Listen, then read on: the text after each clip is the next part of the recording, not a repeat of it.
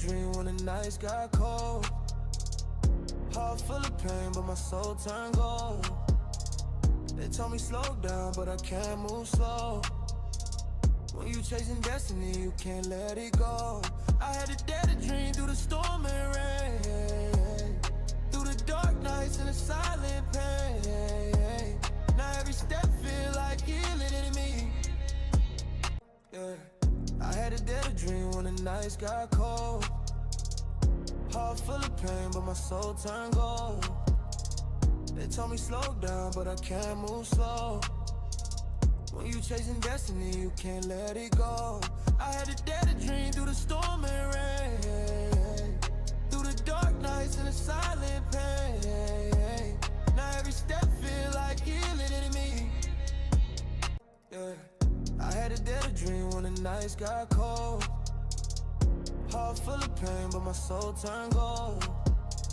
They told me slow down, but I can't move slow. When you chasing destiny, you can't let it go. I had to dare to dream through the storm and rain, through the dark nights and the silent pain. Now every step feel like healing in me. Yeah, I had to dare to dream when the nights got cold. Heart full of pain, but my soul turned gold. They told me slow down, but I can't move slow. When you chasing destiny, you can't let it go. I had to dare to dream through the storm and rain, through the dark nights and the silent pain. Now every step feel like healing in me. Yeah, I had to dare to dream when the nights got cold. Heart full of pain, but my soul turned gold. They told me slow down, but I can't move slow. When you chasing destiny, you can't let it go. I had to dare to dream through the storm and rain. What's good, everybody? Now, you see the topic on the right side, and I gotta make some breakfast. So before I get into the other clips,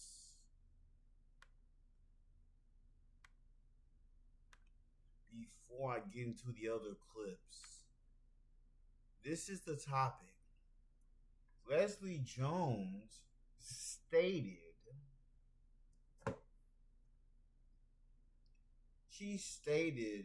that marriage is legal slavery and tells people to not get married. So I'm gonna just do some research, you know what I'm saying?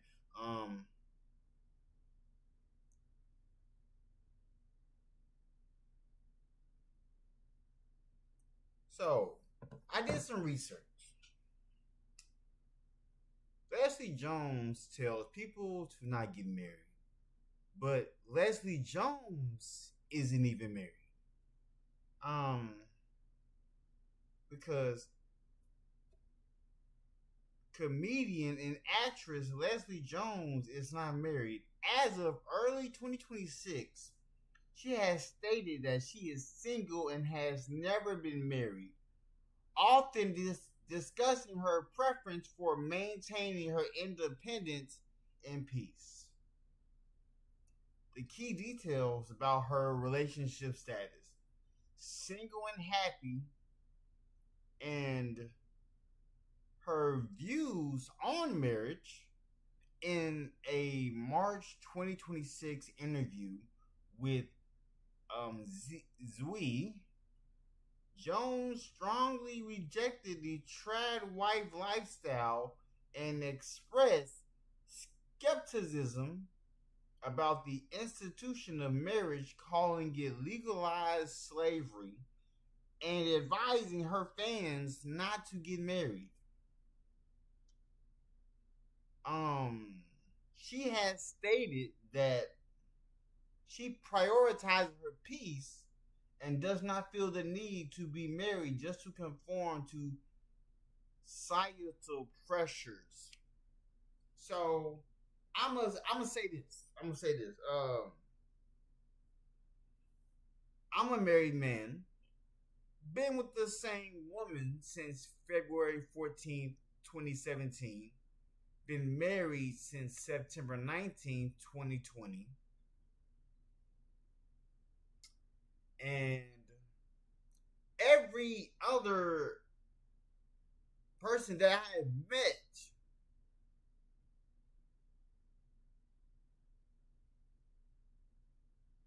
they give me a different type of situation. But I'm hungry, so before I get to the videos, I will keep it right here so I can make breakfast. So let me sit this back. Oh my goodness. Craziness.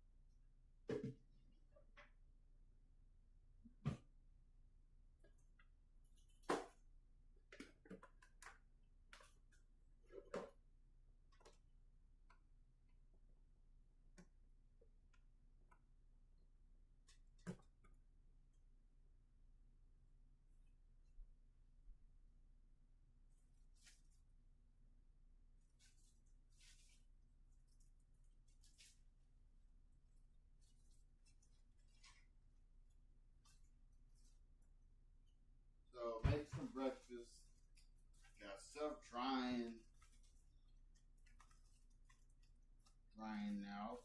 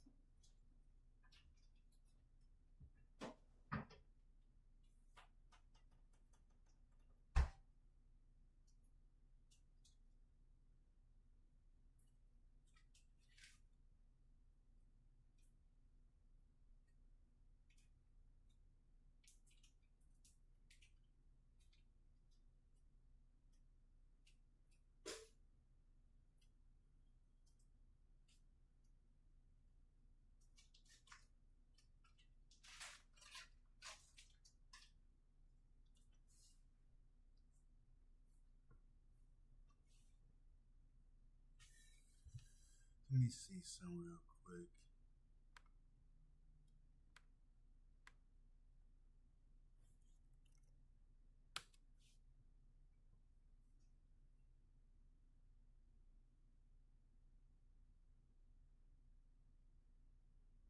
Don't get May dropping another song. I gotta listen to that though.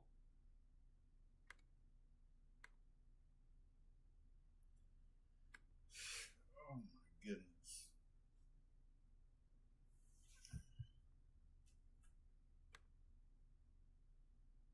Mm, mm, mm, mm, mm, mm.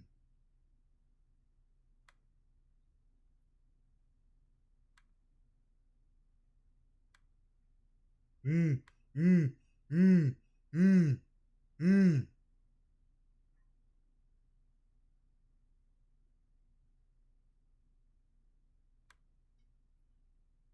Mm, mm, mm, mm.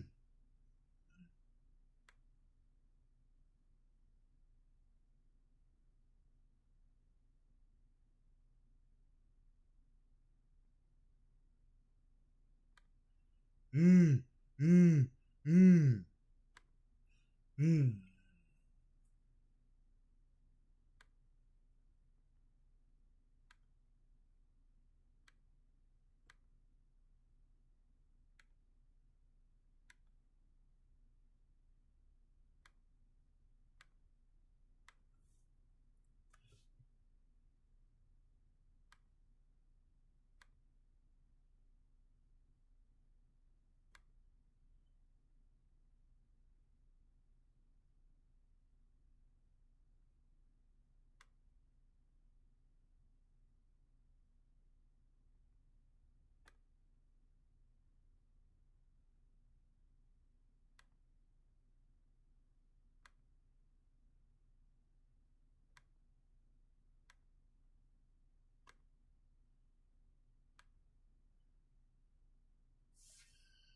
All right. Mm, mm, mm.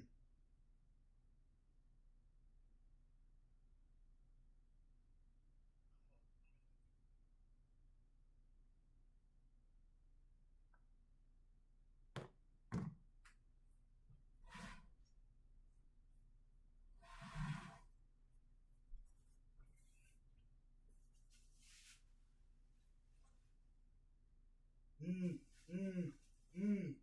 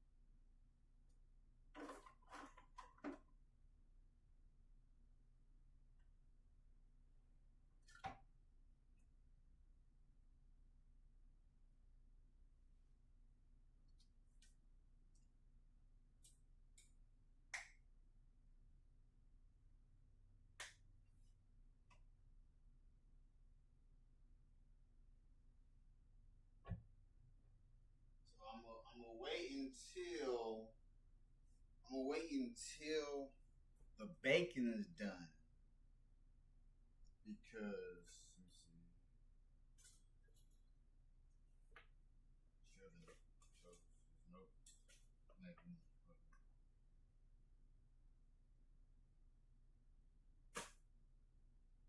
It's not dark how I want it though. But how's everybody doing today? How is everybody doing?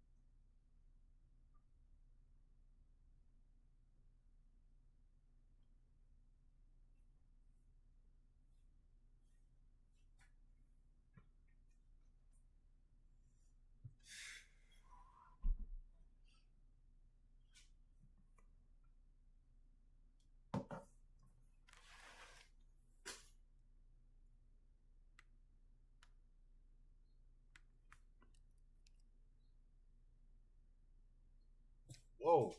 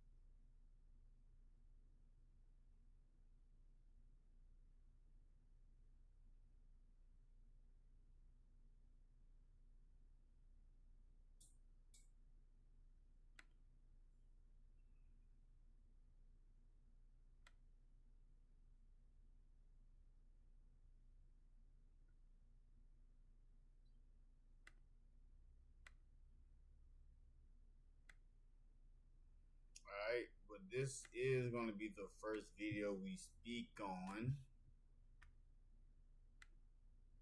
But the topic is still over what Leslie Jones has said.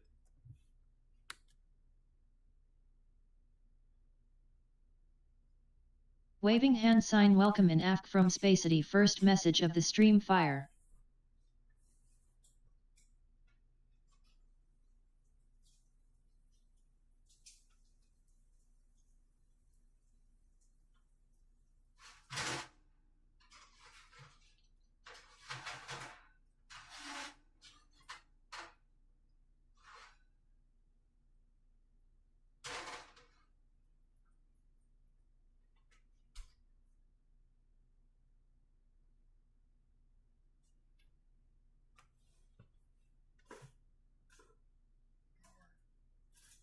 It's the color I need it to be.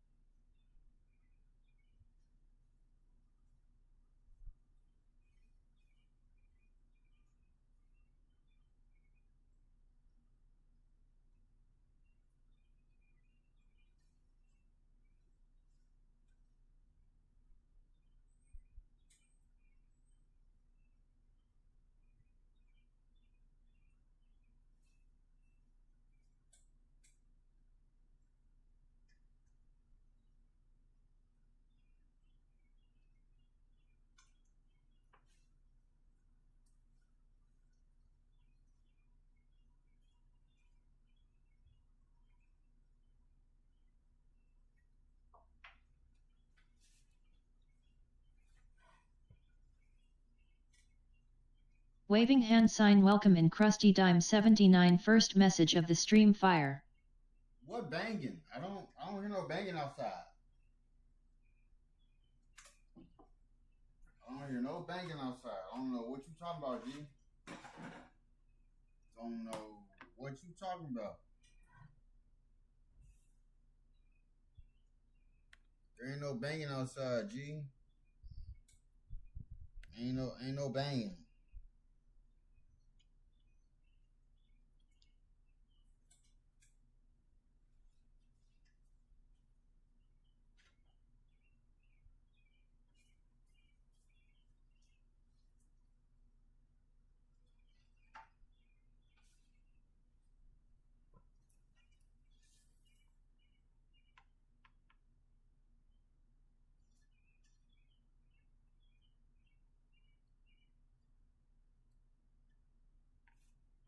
I don't hear no banging. No banging is being heard outside.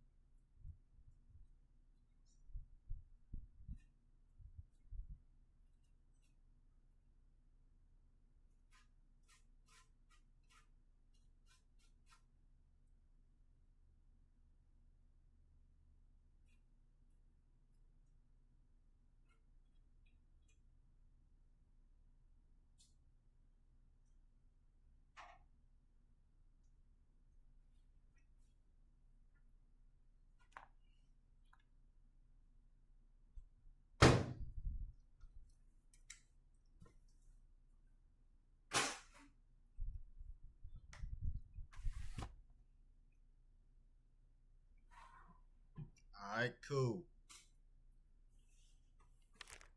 Without further ado, we have breakfast. So I got toast, eggs, bacon. 2 pieces of bacon, 2 pieces of toast with butter. I got water to drink, 3 eggs. I put kosher salt, Kinder seasoning, and let's get into it. This video, I put the video that we were watching. Something big has shifted in America, and millions are already getting ready. What are we getting ready for?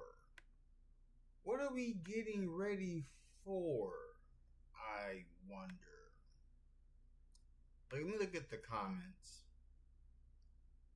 Ordinary disruption. How about total force chaos?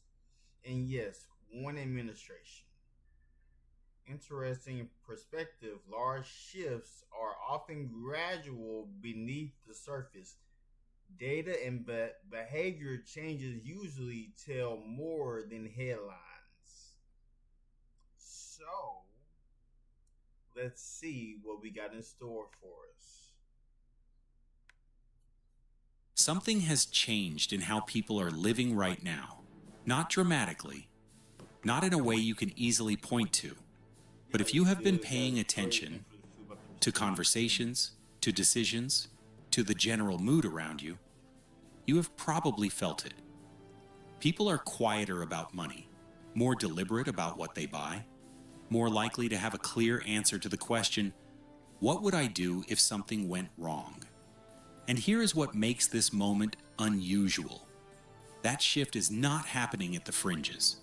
It is not driven by a specific political view or a doomsday community online. It is showing up in ordinary households, in ordinary conversations, among people who have never once thought of themselves as preppers or pessimists. Something changed. And most people are responding to it before they can fully explain what it is. So that is what this video is about. Because what looks like scattered anxiety across millions of households might actually be something else. It might be a coherent signal. Base 44 super agents, the next thing you can't live without. No setup. Just say hello. One that most people will only recognize clearly once it is already well behind them. Here is a number that anchors all of this. In one of the wealthiest countries on Earth, more than half of working adults say they could not cover an unexpected bill of $1,000 without going into debt or selling something. Not a disaster scenario. $1,000. And yet consumer spending in that same country is near record highs. Those two things do not fit together. And the gap between them is exactly where this story lives. The events that changed the math. To understand what is driving this shift, you have to start not with economics or theory, but with what people actually experienced. A few years ago, a pandemic reached the United States. Within weeks, grocery store shelves in some of the wealthiest cities on Earth were empty. Not because food stopped being produced, because the systems that moved it from farms to stores could not absorb an unexpected surge in demand. They were never designed to. Then came the winter storms. Regions that had run the same power infrastructure for decades went dark for days in extreme cold. People who had never once thought about their dependence on the electrical grid were suddenly thinking about very little else. Then wildfires, flooding, regional shortages of medicine and basic goods. None of these required a collapse. None of them were apocalyptic in any technical sense. But here is what every one of them had in common. They each revealed a gap between how reliable people assumed the systems around them were and how reliable those systems actually turned out to be under pressure. Not permanently broken, just less robust than anyone had comfortable reason to believe. That is not a small thing.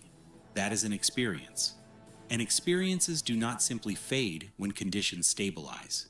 They change how people plan. Here is the part that matters for right now. The preparation behavior showing up in ordinary households today is not purely a response to those specific events, because behavior driven by specific events tends to fade as those events get further away. This has not faded. If anything, it has grown, which means something more persistent is driving it. Something that was already building before those events happened and was simply made more visible by them.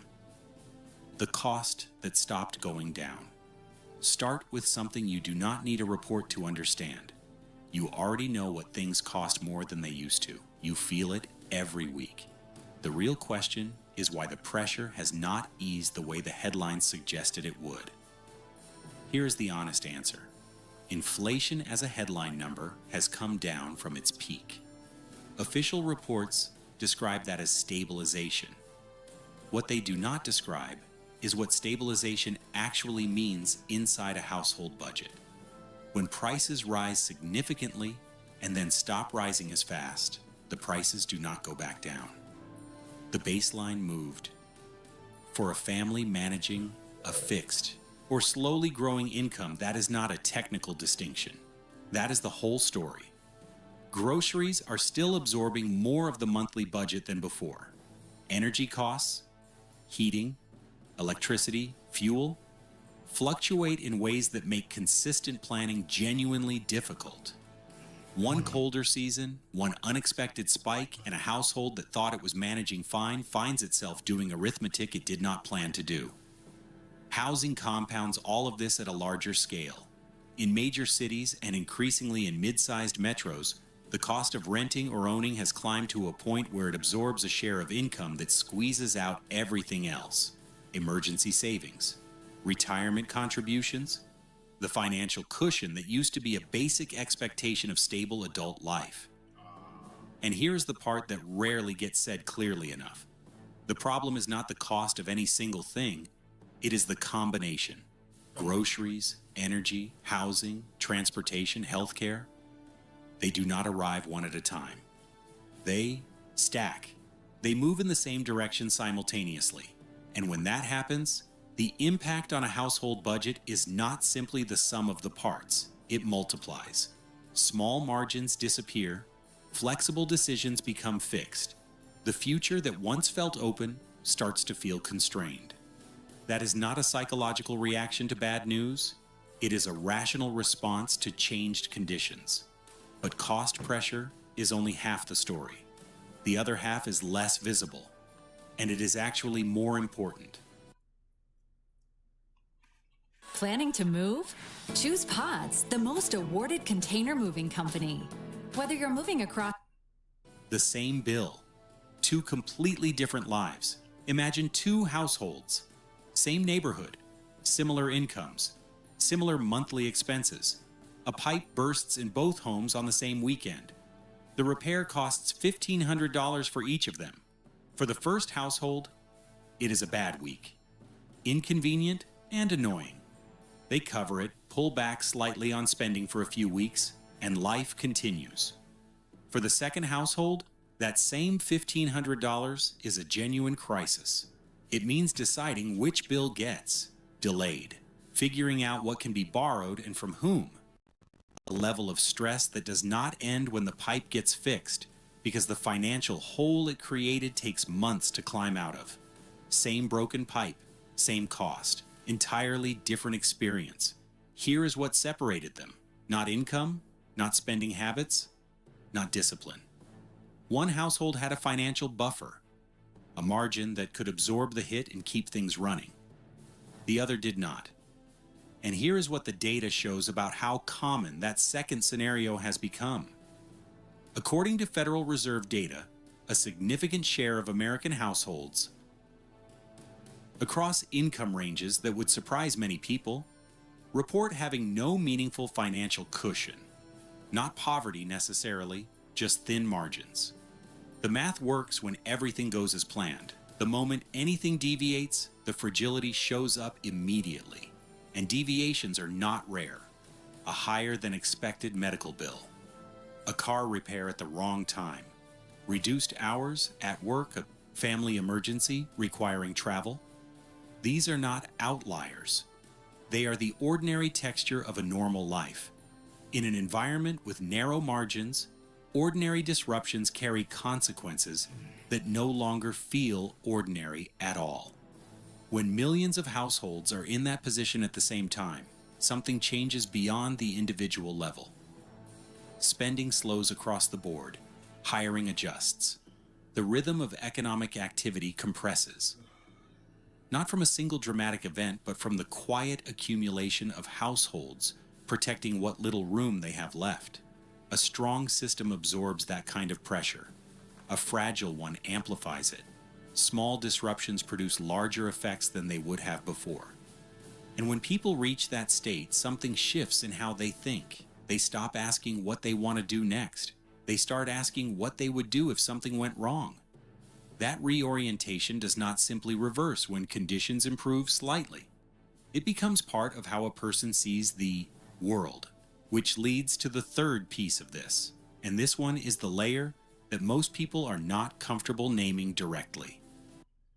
Indiana Tech gave these grads more than just a degree. I earned a master's degree in organizational leadership and the opportunity to serve others. I earned a degree that helped me get promoted at a great company and become the layer nobody wants to name.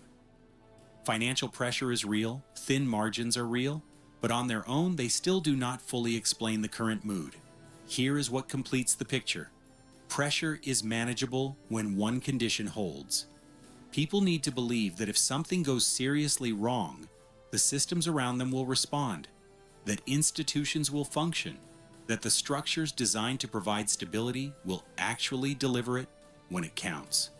That belief is what trust looks like, and that trust has been quietly eroding.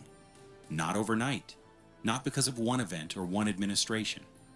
Over more than a decade, confidence in the reliability of larger institutions has been wearing down. Financial systems, healthcare, government at multiple levels. The information structures people rely on to understand what is actually happening around them. Across all of those, confidence has become more conditional, more skeptical, less automatic. Here is why that matters for the behavior we are seeing. When trust is intact, a problem feels contained. People assume it will be handled. They stay patient. That is not naivety. It is rational behavior when the system has consistently demonstrated that it works. But when trust has weakened, the same problem lands differently. Think about something as routine as a water main break. In a high-trust environment, neighbors report it, expect it to be fixed within a reasonable window, and adjust their routines while they wait. In a low-trust environment, that same broken pipe triggers a different response. People start filling containers. They start asking what else might be happening that they have not been told about. They question whether the timeline they have been given is real. Same broken pipe, completely different behavior. The only thing that changed was the framework people were using to interpret it. Now scale that across hundreds of millions of people, across years of accumulated experiences, across dozens of institutions that have each, in their own way, given people reason to be less certain than they used to be. That is the environment right now. And once you hold the financial pressure, the thin margins, and the eroded trust all in the same frame, the behavioral shift we started with stops looking like anxiety. It starts looking like logic. What people are quietly doing. So what does this shift actually look like on the ground? People are storing more food at home, not a year's supply. A few extra weeks of basics. Things they already use, rotated through normal consumption. Enough to feel less exposed if a supply disruption or unexpected expense makes a regular grocery run temporarily difficult. People are investing in backup power. Portable batteries, small generators, solar options. These used to be specialized equipment. They are increasingly part of how regular households think about a vulnerability that has proven itself more than once. people are thinking seriously about water. It sounds almost too basic to mention, but access to clean, reliable water is something most people have taken completely for granted. A growing number of households are making sure that if that assumption fails, even briefly, they are not entirely without options. People are relearning practical skills, basic first aid, navigation without GPS, managing without electricity or reliable internet. These are not survival fantasies, they are competencies several generations quietly stopped developing because the systems around them made those skills feel unnecessary. They are being rediscovered. None of this is extreme. None of it requires a dramatic worldview to justify. The logic is straightforward. The more dependent you are on every external system working perfectly every single day, the more a single failure exposes you. Reducing that exposure, even incrementally, changes your position in meaningful ways. But here is where most people get this wrong. If you hear all of that and conclude that individual preparation is the answer, that the goal is to make your household fully self-sufficient, you are solving for the wrong problem. Most people who reach this point never realize it. The mistake almost everyone makes. When people feel unstable, the instinct is to pull inward, focus on the household, build a private layer of self-sufficiency. That instinct is understandable, but there is a hard limit Waving to it, hand sign and welcome it in arrives Burberry Drip faster first than most message people of the stream expect. fire. No single household can replicate what a functioning network provides. The complexity of what daily life depends on. Hey everybody, Walton Goggins here. Starting a business is never easy, but with GoDaddy Arrow, that endeavor is about to become a whole lot. Supply chains, utilities, medical knowledge, logistical capacity cannot be recreated at the household level, not for any meaningful period of time. There is a ceiling on what one household can store, a ceiling on what it knows, a ceiling on what it can execute under sustained pressure. When that ceiling is reached, what happens next depends entirely on who is around and whether any kind of real relationship exists with them. Here is a story that makes this concrete. During an extended winter storm in a mid-sized Texas city, two households on the same block ended up on opposite sides of the same problem. One had prepared carefully, extra food, a backup heating source, stored water, a generator with enough capacity to run the essential appliances. By any reasonable standard, they were in solid shape. The household next door had not prepared significantly. They had a young child who needed medication that required refrigeration. Their power had been out for over 30 hours. Those two families knew each other. Not closely, not as close friends. Just well enough to have exchanged a few words over the years. Because of that, a conversation happened. The prepared household had the generator capacity to keep a small refrigerator running.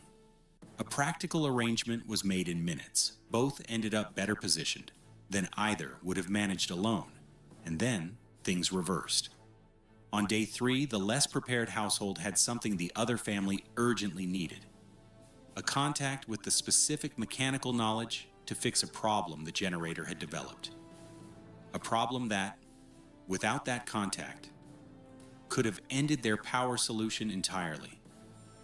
Neither family had planned for any of that exchange. It was not coordinated.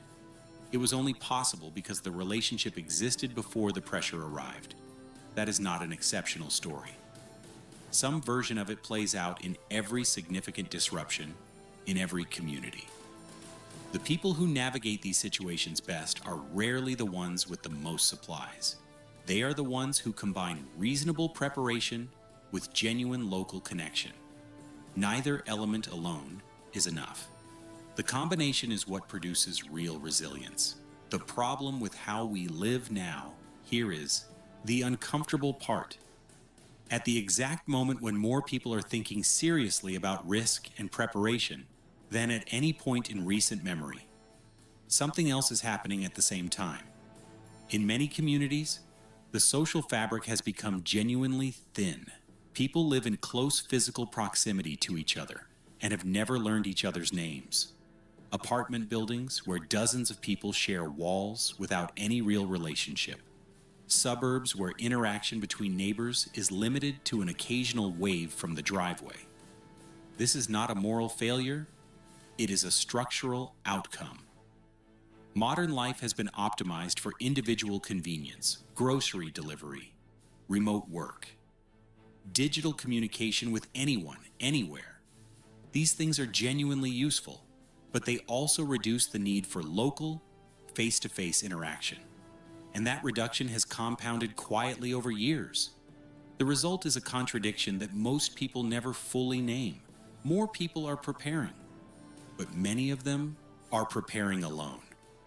And that creates a specific vulnerability that no amount of stored food or backup power can address. Research consistently shows that when people manage disruption in isolation, decision-making narrows and stress amplifies. Responses become more reactive, less measured, not because people are incapable, but because the psychological load of facing uncertainty without any local support is significantly heavier than facing it with even a small number of trusted people nearby. Social connection is not a secondary feature of resilience, it is a foundational one. People with genuine local ties demonstrate measurably better outcomes under pressure, not because connection solves every practical problem, though it often does, but because it changes how people process and respond to the problems they face. The real risk here is not instability alone. It is isolation during instability. And once you see that clearly, preparation takes on a different meaning. It is no longer just about what you store or what skills you have. It is about how you are positioned within the people immediately around you. I got a question for you. For the folks at home who don't know about campus yet, tell them how you describe campus to me. 3 questions worth sitting with. So what does all of this mean in practice? It starts not with action, but with honesty. A clear-eyed look at where you actually stand across 3 dimensions. The first is financial margin. Not a vague sense that things are probably fine. A specific, honest answer. How long could your household function at a basic level if your income stopped tomorrow? 2 weeks? 1 month? For a large number of households, the honest answer is shorter than they would be comfortable saying out loud. The second is practical dependence. How exposed are you right now to every external system working perfectly at the same time? Food supply chains, power infrastructure, financial networks. These are not hypothetical vulnerabilities. They are systems that have experienced real, documented failures in recent years. What your household would actually look like if one of them had a serious disruption, even for just a few days, is worth thinking through seriously. The third is local connection, not followers, not online communities, actual, proximate, practical connection. If something went wrong in your neighborhood this week, who would you call? Who would think to call you? Who nearby has skills or resources that complement yours? And is there any existing relationship that would allow for a quick, cooperative response? For most people, the third question is the most uncomfortable one, and for a clear reason. Financial preparation has a defined path. Spend less, save more, build a buffer. The steps are clear. Practical skill development is similar. Identify gaps, fill them, practice. But building genuine local connection has no obvious process. It requires initiating relationships that do not have an immediate return. In a culture that has spent years optimizing for individual efficiency, that kind of investment can feel unnecessary. It feels unnecessary right up until the moment it becomes the most important thing you have. What this is really about.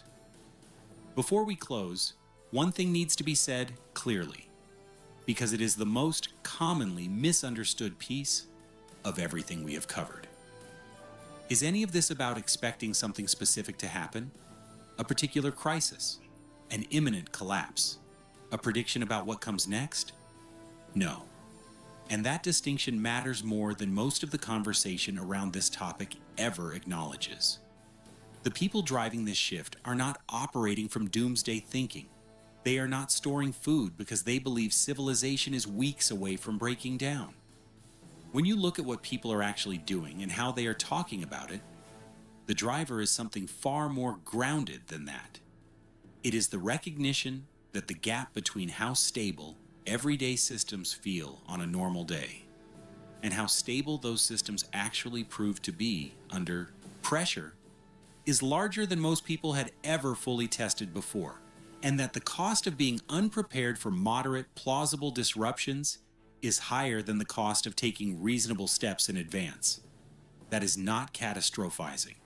That is what rational behavior looks like when it updates itself based on real experience. The key point is this: paying attention right now does not mean consuming more news or tracking more data. It means being honestly aware of where you actually stand, what your real financial margin is, what your real dependencies are, what your real local connections look like. This shift is not about predicting events. It is about recognizing the conditions that already exist: the financial fragility, the eroded trust, the demonstrated vulnerability of systems most people had never had reason to question. These are not hypothetical. They are present right now. They are shaping how people behave. Whether you are aware of them or not, they are part of the environment you are operating in every single day. Awareness alone does not protect you, but it changes how you position yourself. It changes the questions you ask, and it changes whether you are making deliberate decisions or simply reacting to whatever arrives. That difference between deliberate positioning and reactive scrambling tends to be exactly where outcomes diverge when conditions become genuinely demanding. Here is where everything lands. This is not a moment of acute crisis. There is no single breaking point to point at, no countdown, no obvious event about to change everything overnight. That is actually what makes it harder to read than a conventional emergency. It does not announce itself. It accumulates, quietly. Can you be a travel advisor without quitting your 9-to-5? Actually, yes. We're Fora, the modern travel agency, and we are empowering anyone across multiple dimensions at the same time. Financial pressure that does not fully ease, margins that keep shrinking, trust that has become conditional rather than automatic. The behavioral shift we have been describing, the quiet, deliberate, widespread turn toward preparation, is not the behavior of people who have lost perspective. It is the behavior of people who are paying attention. And the fact that it is spreading should tell you something. Not that collapse is coming, but that a large number of people, independently, without coordination, across very different circumstances, have reached a similar conclusion: that the margin between how stable things appear on an average day and how stable they actually are under pressure is smaller than they previously believed. The starting point is the same for everyone: an honest accounting of where you actually stand, your financial buffer, your practical dependence, your local human connection. Not because a specific disaster is guaranteed, but because the cost of being unprepared for entirely plausible disruptions is real. And the cost of reasonable preparation, once you actually think it through, is lower than most people assume. The shift this video has been describing is already underway. The only variable is whether you become part of it deliberately, with clear eyes and considered choices, or whether you arrive at the same place later, under pressure, when it is harder and more costly to act. The people paying attention now are not ahead of a crisis. They are ahead of a change in conditions that has already begun. And that is an entirely different and far more practical kind of readiness to hold. Don't run. what this was. Hold on one second. Alright, so I did that one.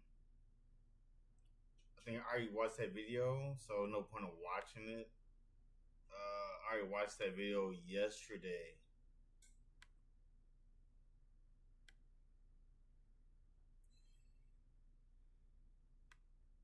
So this next.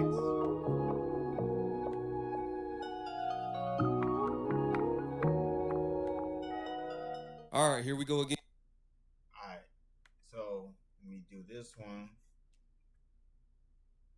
Be forgetting to take stuff off.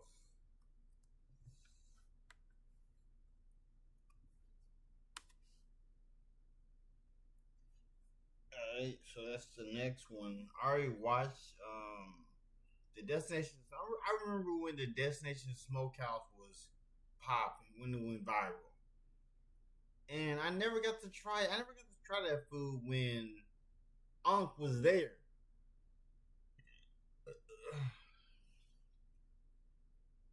It's crazy. That's crazy. Let's go back. Let's see. This one, Americans aren't ready for what's about to happen. What's about to happen? What's about to go on?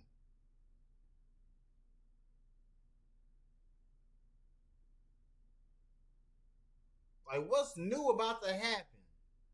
What's another thing that people are about to go through?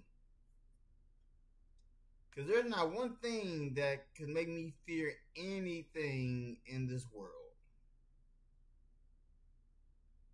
But let's see. Again, just last week I said another pandemic is coming. Right here on this channel, I announced that. It's looking like it's here already now. They're saying it's spreading city to city, country to country. And this one is supposed to be way worse than the first one. It has multiple variants. If this is true, we might be fucked. And it's going to start looking like 2020 all over again. So they're quietly tracking a new COVID variant in 25 different states. And barely anybody is talking about it. They're calling this shit cicada. And the reason that matters is because this thing was basically gone. And now it came back out of nowhere. Once again, they're saying that they detected this in 25 different states. And it's easier to spread. The crazy shit is they're saying that this variant has 70 plus mutations. And that's way more than what we've seen recently. And scientists are already saying that this could slip past your immune system much easier. But here's the part that nobody is saying out loud. They're not finding this mutated variant the normal way. They're finding it in wastewaters, airports, travelers. So you know what that means, right? That means that this variant is already moving. And before people know it, it's going to be right where you are. And we've seen this pattern before. Something shows up, they say don't panic. Then slowly messaging change. Then policies change. Now listen carefully because this is what people are reporting. It starts off light, like a scratchy throat, dry cough, nothing crazy. And then it turns into extreme fatigue, like your body just shuts down. Head pressure, like headaches, body aches that feel heavier than normal. Some people are even getting fevers and chills. And others are saying it lingers longer than expected. But we already know what happened when it was here last time, right? And by the time the public catches up, it's already everywhere. Pay attention. This ain't no laughing matter. I need all y'all to put on y'all masks. What they don't want y'all to know is there are different strands of coronavirus out here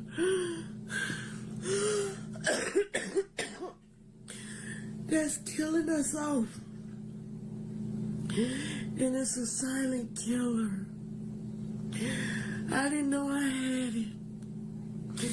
Because I came to the hospital yesterday. And they said I had pneumonia again. When I got here this morning, they said, Miss Parkman, the CDC is on the way to see you. We had to send out for the CDC. I say, what y'all calling the CDC for? Y'all, there is a strand of coronavirus here. I am the first person in the United States The news people have been here. This is not a joke, y'all. When I tell y'all this is not a joke. This is not a joke. These people told me I have a strain of coronavirus that the public don't know about. Because our president has took us from the World Trade Organization, and now the CDC is here trying to figure out what they can do. The World Health Organization is what I think she mean. To get me back together. My heart rate right now is 144. I'm on steroids and I'm on oxygen. This cracker don't care nothing about us. He don't care nothing about us. He tried to get rid of us with the HIV. He tried to get rid of us with the coronavirus. Now listen, family, Bill Gates already said the country is overpopulated. And they have a plan to reduce that number down, if you get what I'm saying. And they can accomplish that through pandemics. He said this on recording, an interview. Now we know where his money going. He one of the main ones backing all of these agendas. Trump already mentioned that this is a man-made virus. They already put out the blueprint. If you read the SPARS pandemic, that'll last all the way through 2028. They mentioned how it's gonna go. I advise you to read it if you didn't. I mentioned it a lot on this channel. That's how I knew another one was coming. This time it's gonna affect the children. You don't have to settle for this. Get into the vehicle you really want at Right Way. We make car buying easy and worry-free. Shop online or at one of our dealerships. And with approved credit, pay no money down and no payment for 90 days. Yes, 90 days. Every one of Right Way's 2,000 vehicles is backed by a 6-month... Making them slow, if you know what I mean. They even got it down to how false narratives will be pushed. The truth and a lie. Some tweets gonna say that thing work, other tweets gonna say it don't. I'm telling you, do not get it. They gonna say the last ones don't work for this variant, so you have to get all new jabs. Don't do it. Now that the CDC has confirmed that there is a new strain of COVID, when people have been saying for the longest, even myself when I had the new strain, and the providers told me that they couldn't tell me what it was, but there was one nurse that came in and said, Ms. Jones, you don't have the flu, you don't have pneumonia, you don't even have the other COVID. You have a new strain, and we cannot tell you what it is, or we cannot say it to you because the CDC does not want us to release that information or to have the world in another uproar. And now since 25 states done said this was happening and so many people coming in with the same strain that they said that didn't exist, now it spreads faster and it evades the immune system faster. Now what the fuck we finna do now? So you mean to tell us that we finna go, well, how y'all gonna contain this type of shit? Sometimes I feel like shit like this be coming out and doing things just for y'all to just, give vaccines or to control the population because there's too many people in the world, because this shit is like history repeating itself. Because the same happened with polio, the measles, the flu. It's always a vaccine for some type of shit. But yeah, y'all, they finally saying it's a new strain where people have been cussed out, everything. I'm talking about my cousin and her daughter fell out because she told the people about the COVID, and it was true. That's all she was trying to do. She didn't even want to go viral. But y'all know what to do. Go in the comments. Let's go. And yep, Christine, I'm calling it. I'm telling you because you did try to tell him, and so did I. And you just happened to blow up on it. But y'all know what to do. Get in the comments. Let's go. So here we go again. Another new strand of COVID is spreading. And this variant is called cicada. Out of all names, cicada. And they're saying it's showing up all across the country. So people are starting to pay attention. They say this variant has been detected in wastewater across 25 different states, plus travelers, patient samples, and even in the airplane's wastewater. They're targeting travel. They don't want us to travel. And they would put this out right when everybody was going down there for spring break. I feel like they released this. I feel like they released these. That's what I'm saying. They put it out there. When it's time and they want to lock us down, they put it out here. We got energy lockdowns, potentially. Now we got this. They're going to make a way to lock us down for both. When this time, it's going to be way worse. They're going to have those jab passports. The whole digital ID system will be complete before this is over with. The first C-19, that was the test run for this one. This is where the whole world going to feel the effects of how it was like Australia. You couldn't go to college without that thing, right? You couldn't go to parks. You couldn't go to concerts. You couldn't go nowhere. They kind of did it in New York. They kind of did it with the essential workers that worked at hospitals. But for the most part, America had a sweet run, right? It was sweet in comparison to everywhere else. And now it's about to be the same thing that went down everywhere else, but way more. Imagine being able to build anything just by thinking about it. Meet Base 44, a complete AI creation platform made for anyone. Forced, way more bureaucratic. Nothing will be the same after this one. And that's the part that's hitting the hardest, because once people hear it's in 25 states, this don't become an isolated situation no more, because it's already spreading. And mind y'all, the concern around this one, they're saying is highly mutated and it has immune escape potential, which is exactly why the name is starting to move online so fast. That doesn't automatically mean that it's making a deadly wave right now. It just means that people is paying close attention to this. And that's why the story is really hitting the way it is. So people hear new COVID variant, and then that's when they start getting that old feeling from when it first started. Happy hump day, happy hump day. I am beyond sick right now. I'm sitting at our local CVS in my city, and I'm waiting on my prescription for my son and myself. I have COVID and 2 strands of the flu. My body is aching. I cannot breathe out of my nose. And I feel pretty bad. Is there anyone out there that's also experiencing these warmer day sicknesses? If so, leave in the comments. We can be sick together. You can give me some tips. I'll give you some tips. And maybe we can shake back and get back right. If you have kids, you know you really don't have time to be sick. So I'm really counting down the days, the nights. Nights are terrible.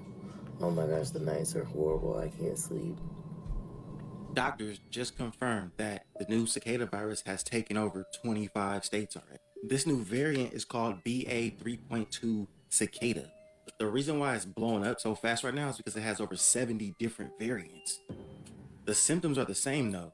They cause cough, fatigue, the same vomiting, but there's been more reports about sore throat getting tore up. People saying they couldn't speak for a whole week. So it's not new. It's been around for a few years, since like 2024, but there's just been a bigger spike now. And the cold part is that since there's so many variants, you might have the vaccine or get a vaccine, but it might be able to wiggle around your immune system. See, he's saying it's been around. That's exactly how they wrote it out in the SPARS pandemic blueprint. It's going to be on the low. It's going to be silent. Then it's going to merge out of nowhere. It's going exactly how they wrote it. That's how I know they planned all of this, man. The Johns Hopkins University put that out.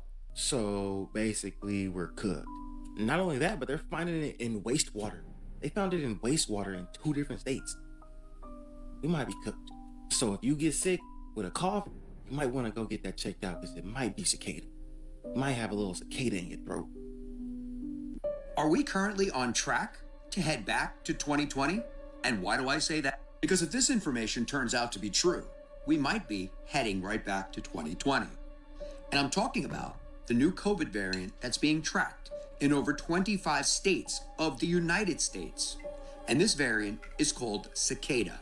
And the scary part about this variant was the fact that it was disappearing, and then it made a dramatic comeback. And keep in mind, they are tracking it. Hey, so I'm not in fear of my life. Like, we all gotta die someday. Because they seem to think that there's too many people on this planet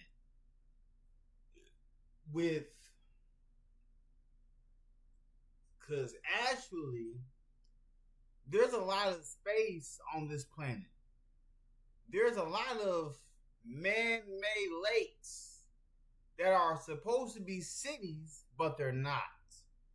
There's a lot of places that were burned down, but they shouldn't have been burned down. So all the places they burned down could be places where people can live. Lake Lanier is supposed to be a city. All the man-made lakes, all the dams that have been put up could have been cities. But hey, what can I say?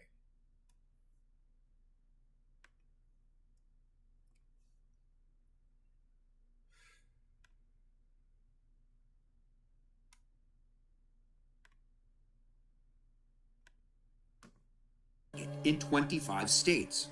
And the scary part is the article goes on to say that this variant of COVID has over 70 mutations and is much easier to spread. And the article also goes on to point out that this can definitely slip through your immune system faster than any variant that has been out there. And this variant is also being discovered in wastewater, airports, and travelers that are bringing it in. So the bottom line is this variant is already here, and this variant is moving very rapidly and traveling once again, just like the other variant did back in 2020. And I'll step out of the way so you can read some of the symptoms of it, which include a scratchy throat, a cough, dry mouth, etc., etc. Where have we heard that before? It starts off very lightly. Let me slip out of the way and you take a look at this for yourself. Pause and read. Go back. Yourself. Pause and read. Alright, so it says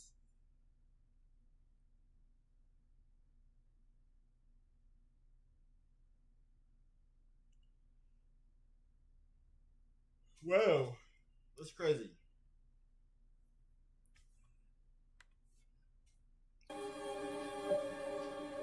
And then once again, just like the other variant, you start to get fatigued, your head gets stuffed, you start getting a lot of pressure, etc., etc.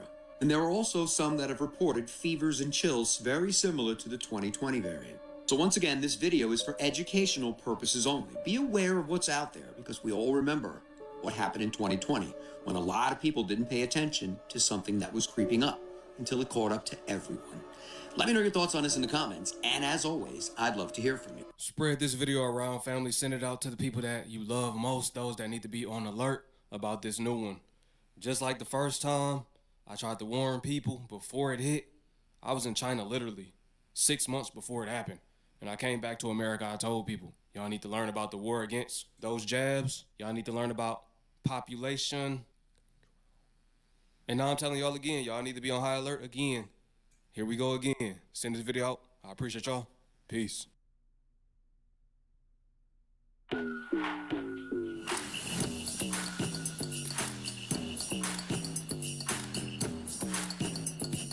Sexier than a salmon seersucker suit on a summer Sunday.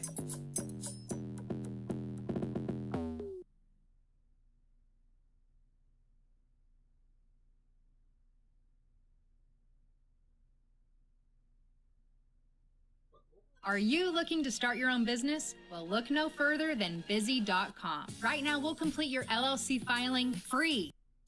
Realizing that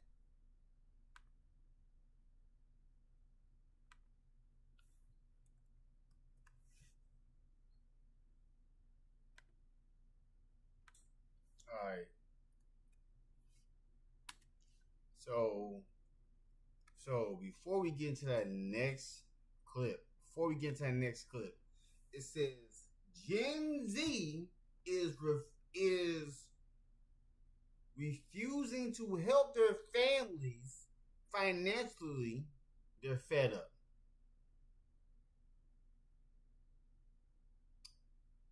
He needs to fix that. He needs to fix this title.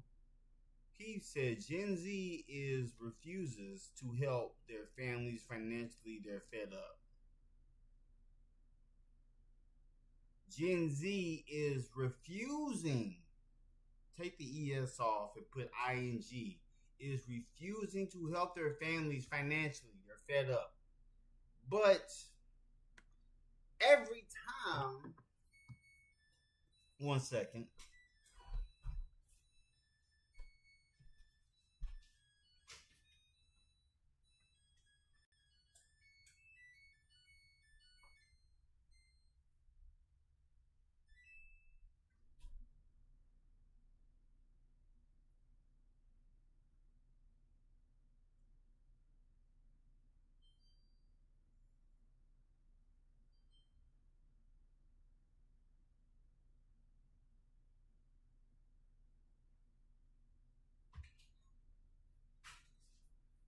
right?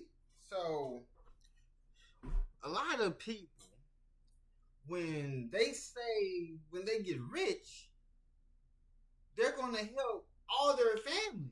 But Gen Z says, nah, we ain't doing that. Because when you get rich, the only ones that for example, the only ones I was focused on, like, showing my appreciation was to my parents. I wasn't going to be helping my siblings because even my father told me not to do that. This came from my dad. Even my dad told me not to like supply their life. You can give them a push, but don't supply their whole life. But let's see what Gen Z is talking about.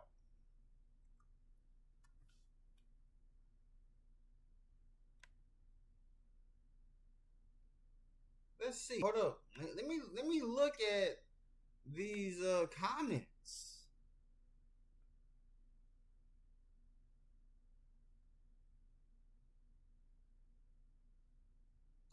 Now, one person says, I don't got it either. Is my response every time. I learned early people will use you as a financial backup for their poor decisions. Crazy how somebody can feel comfortable to just ask for another person's hard work. Because me, case in point,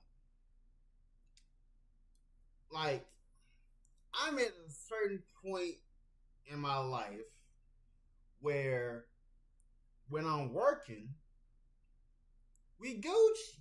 You know how, like, everything in this house taken care of. You haven't heard one time somebody come to this house to take anything from this house. And then another person, let me see. Somebody said, don't help these people. They be low-key resenting you. Somebody said, sometimes you have to let people suffer.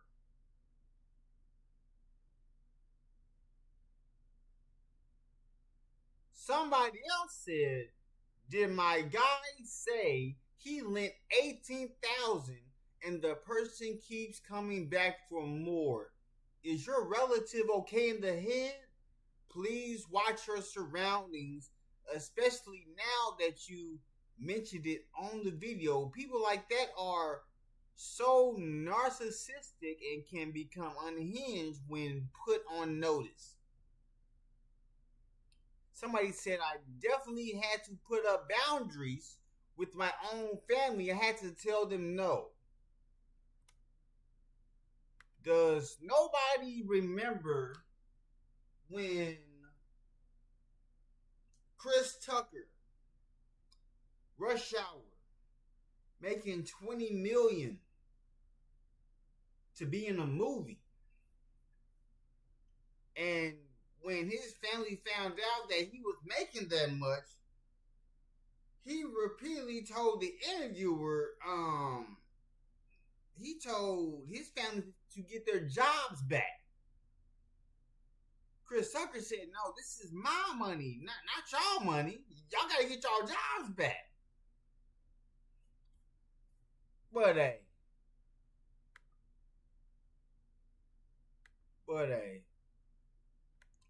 I'll be right back. I got a lot to say about this. They wouldn't believe me. They wonder where I got a drip from. I told them it came from a bottle of Fiji. They wouldn't believe me. They wonder where I got a drip from. I told them it came from a bottle of Fiji. They wouldn't believe me. They wonder where I got a drip from. I told them it came from a bottle of Fiji. They wouldn't believe me. drift from. I told them it came from a bottle of Fiji. They wouldn't believe me. They wonder where I got a drift from. I told them it came from a bottle of Fiji. They wouldn't believe me.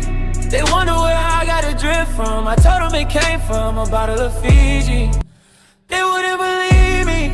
They wonder where I got a drift from. I told them it came from a bottle of Fiji. They wouldn't believe me.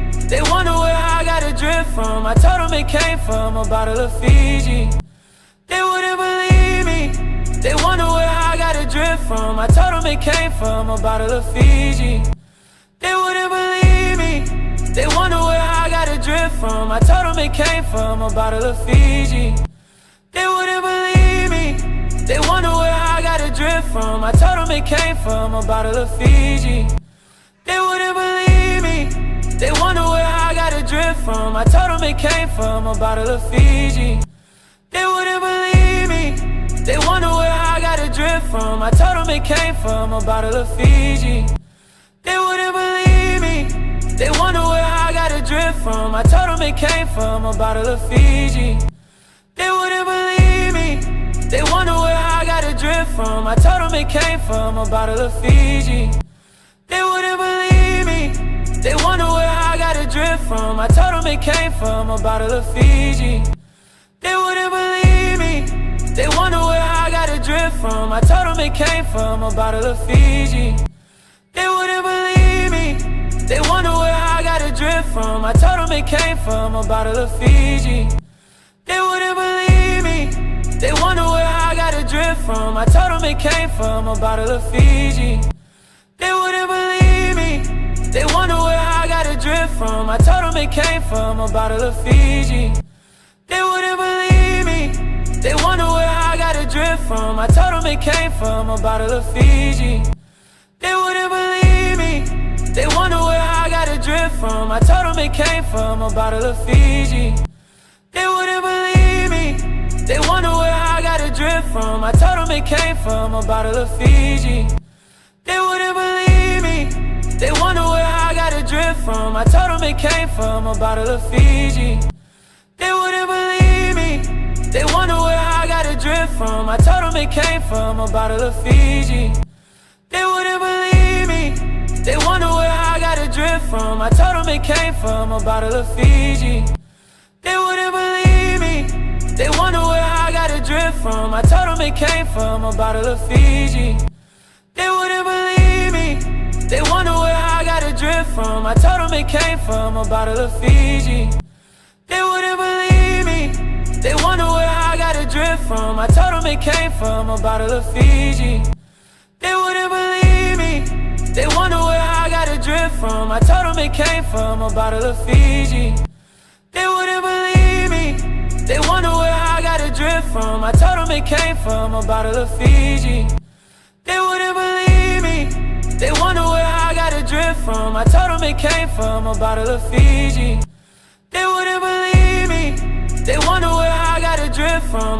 it came from a bottle of Fiji.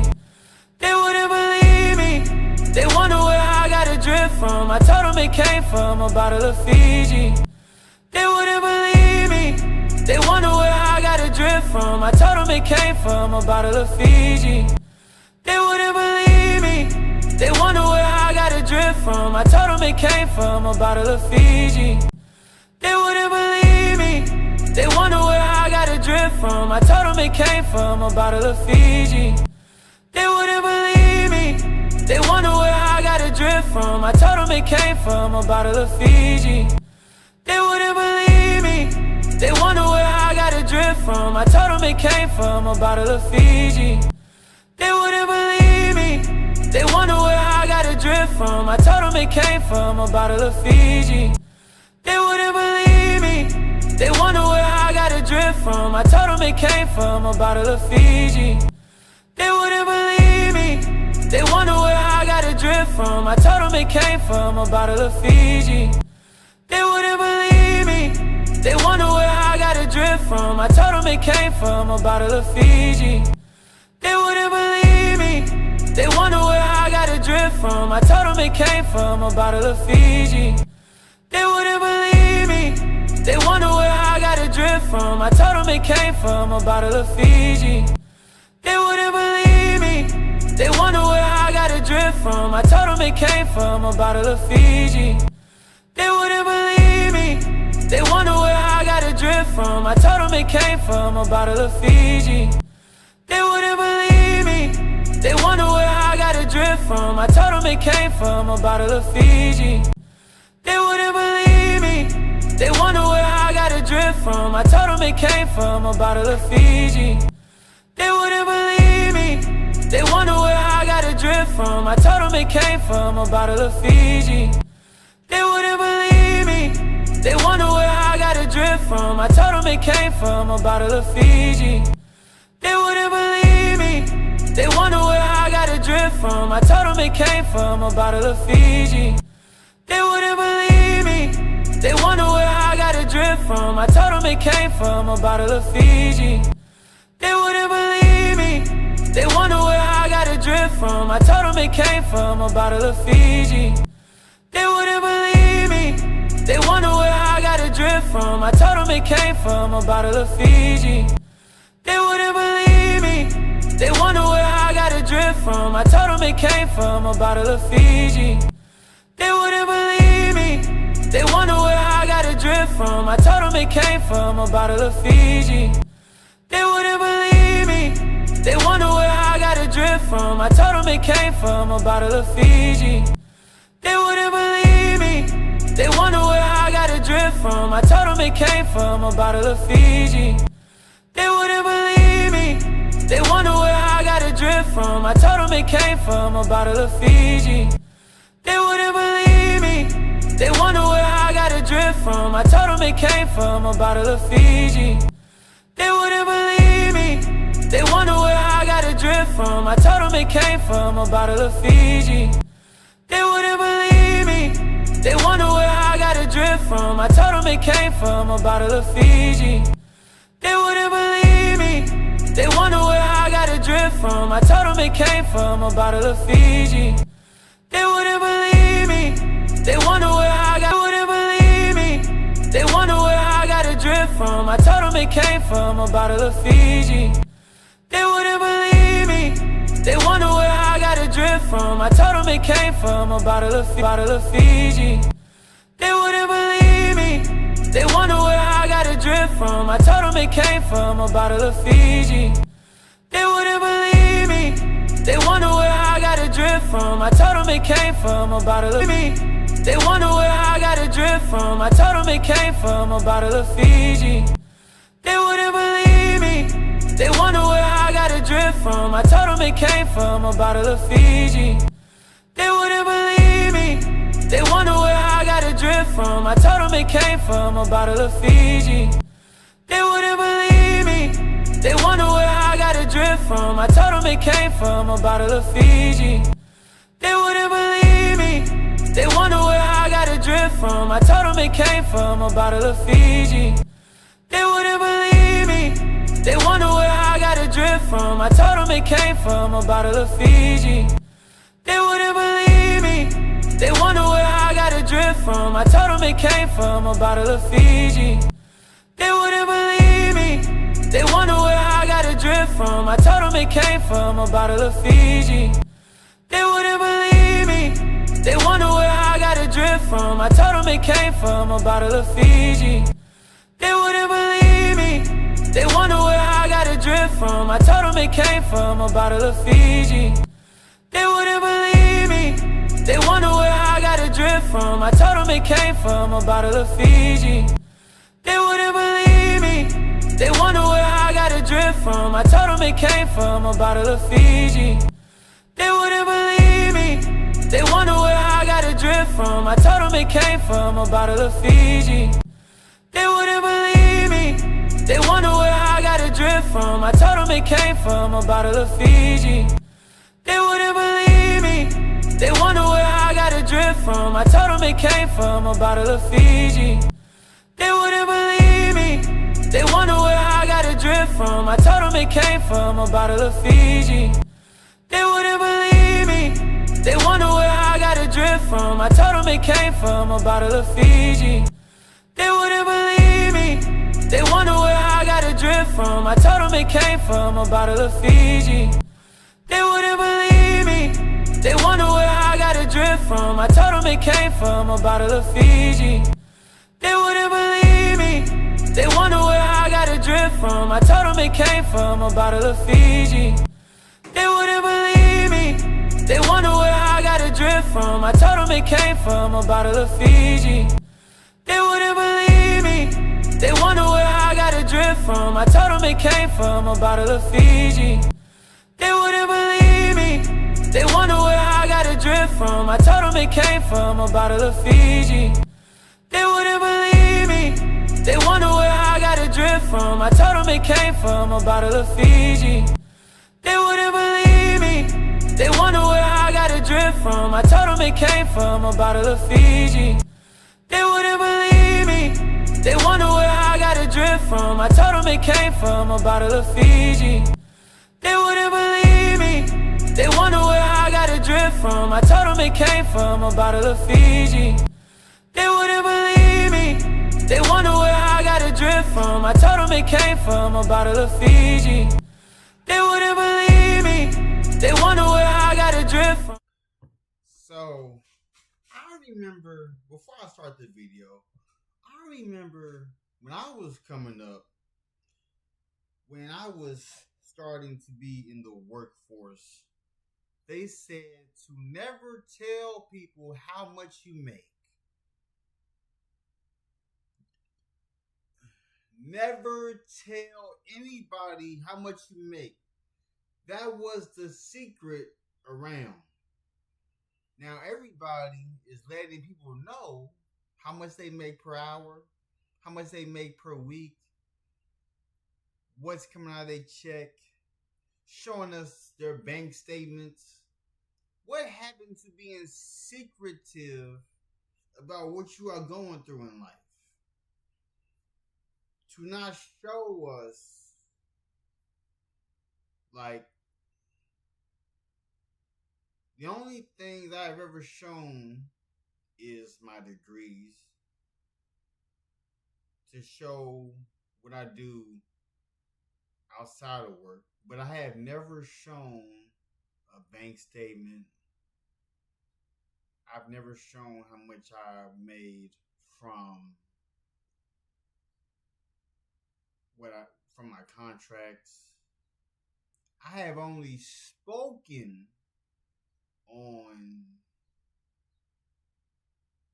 what my body has gone through with the incident I was in. So let's get the ball rolling. So before I let me speak on it. This one person said, I have literally helped everyone in my family. I have paid phone and huge energy bills, rent, etc. to keep a roof over their kids' heads. I've even taken their kids in to keep them out of foster care system.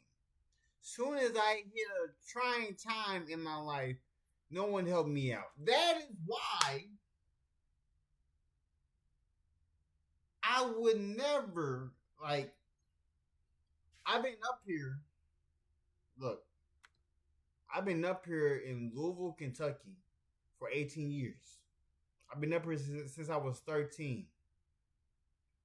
I am the Waving hand sign welcome in Jamie.x5 first message of the stream fire.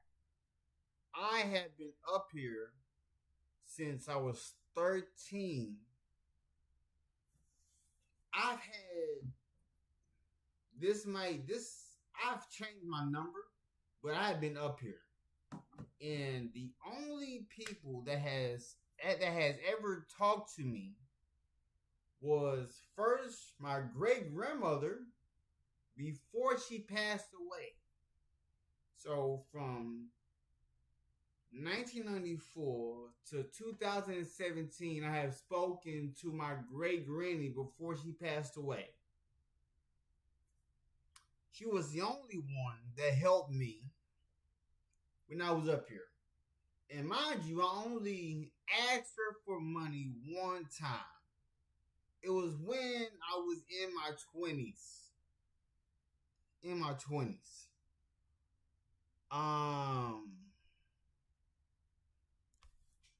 Cause to read that this person helped everyone in their family. I don't see, look, if my name is not on the bill, I'm not paying that bill. I'm not paying your rent. That's none of my concern.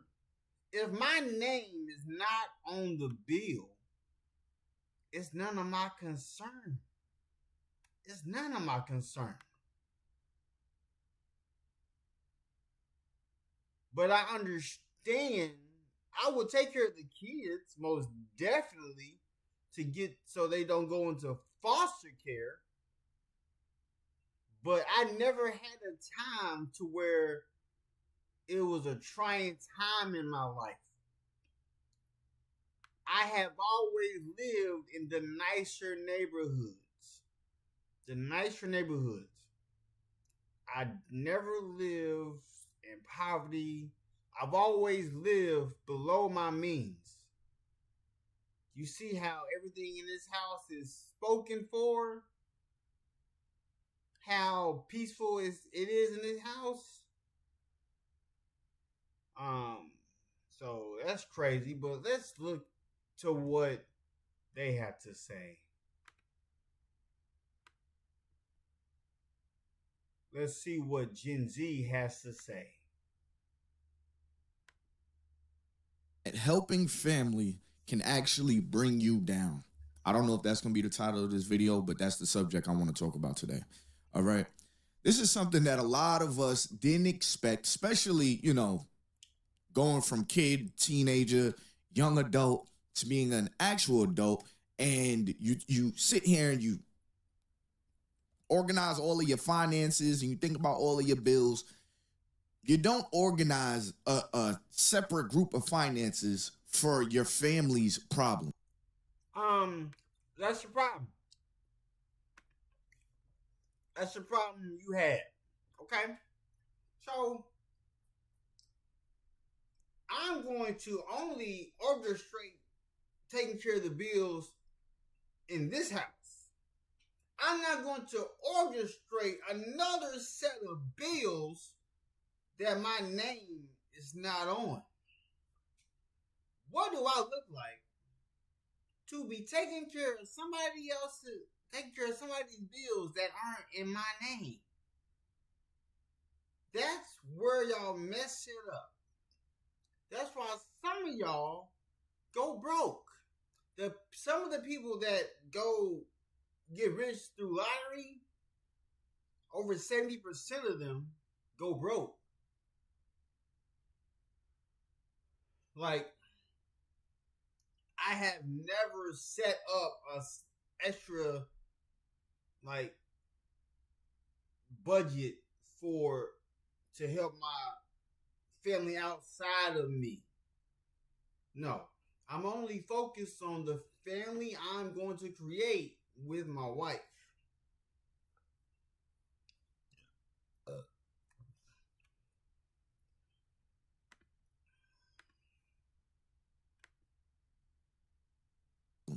Now, there's nothing wrong with helping your family, but when is it too much? When is enough, right? We're going to get into that. We're going to get into my opinion. Enough is enough. Like, I'm going to let you know when enough is enough. Enough is enough once you leave from under them.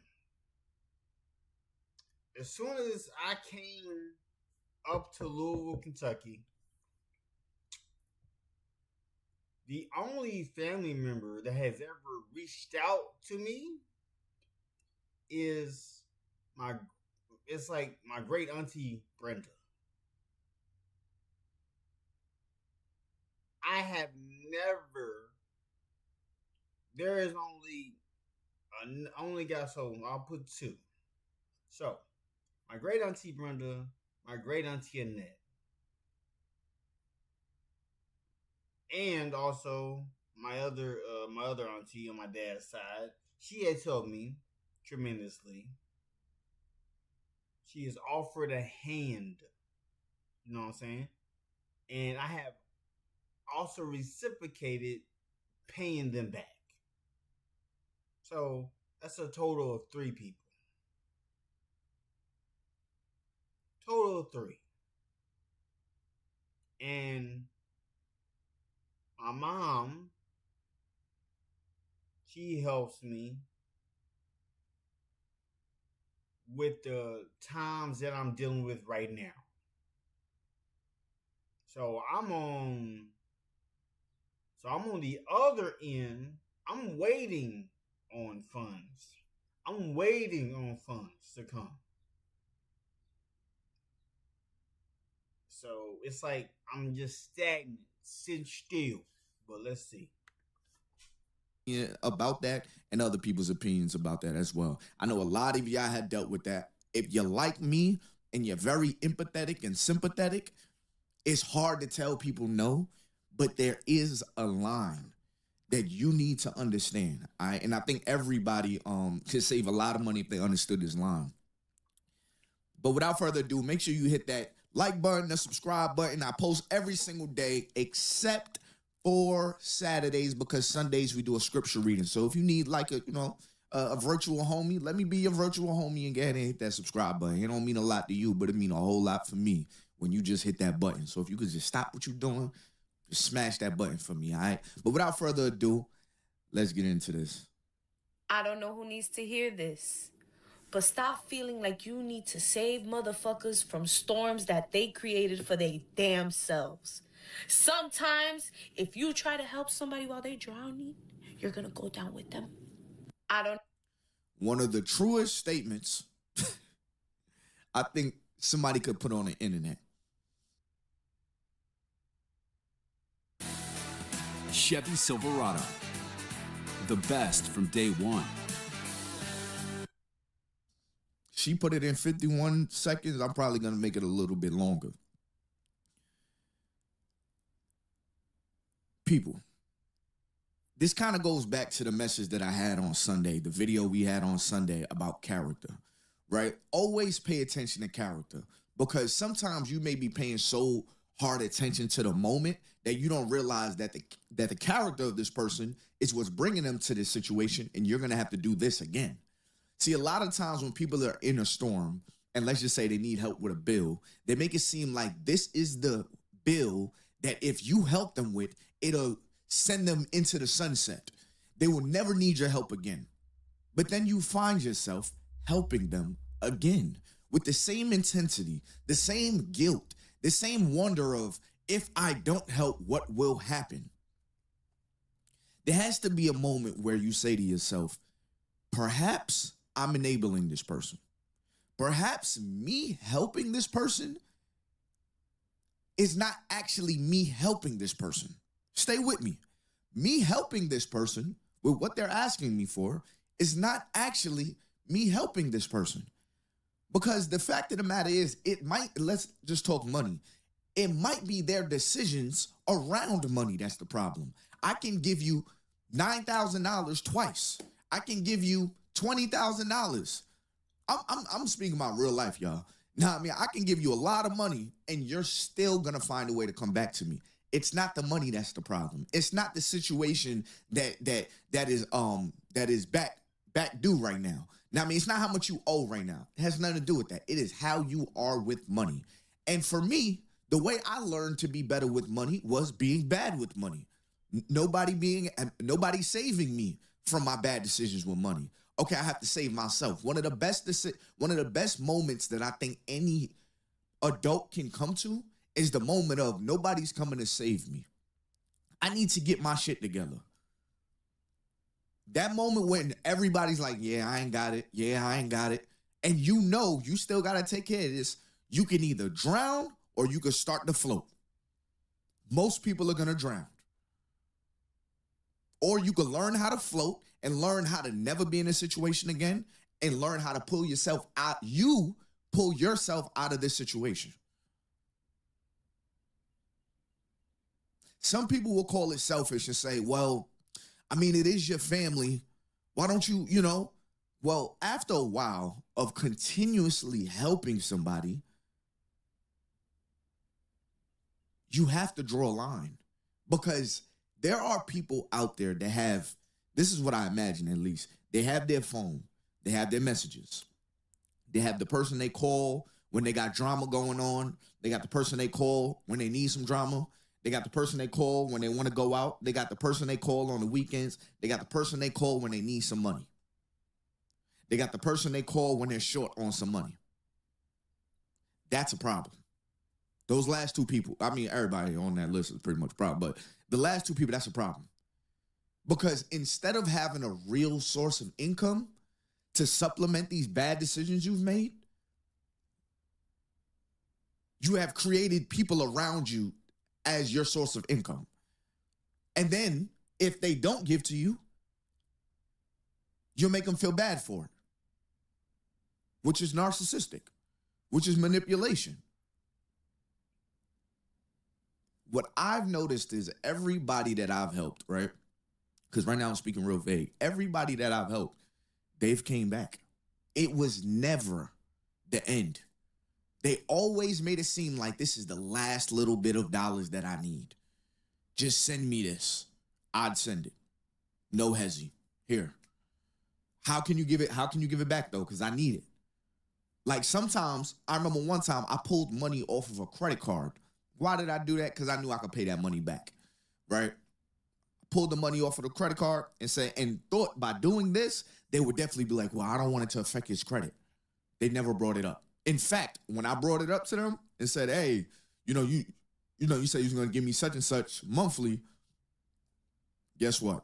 Never came back. Oh, I would have never said that. Damn. Nah, what I'm going to do is I'm going to give it to you next month because I got to pay Peter to pay Paul. I'm going to pay you next month. Okay. Next month's come. 6 months pass. 7 months pass. Never heard about it again. In fact, more money was requested. And this time it's different. So at what point in time do you say, nah, I'm good. I'm not getting into your problems. You need to make better decisions for yourself. Man,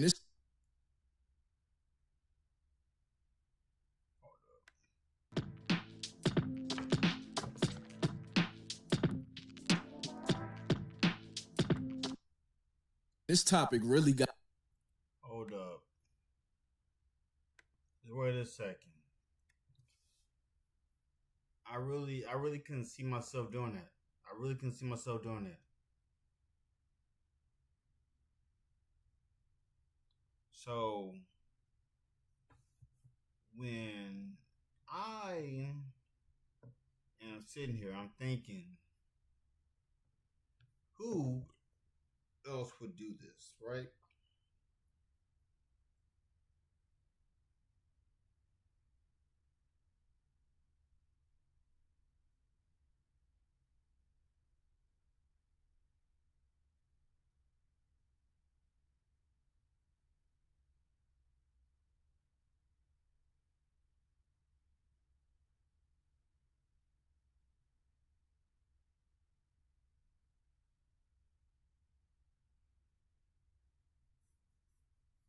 It's kind of crazy how some people perceive money.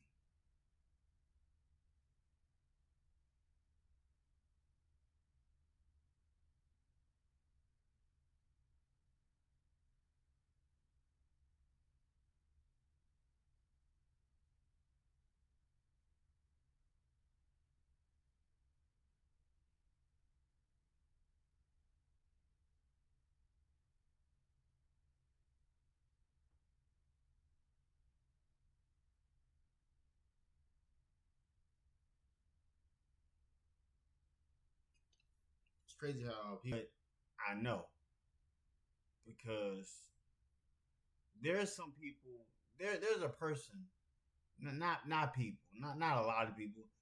There's a person who I'm related to who owes me over $23,000. And that was my Pell Grant money that I wasn't able to utilize when I was back in college.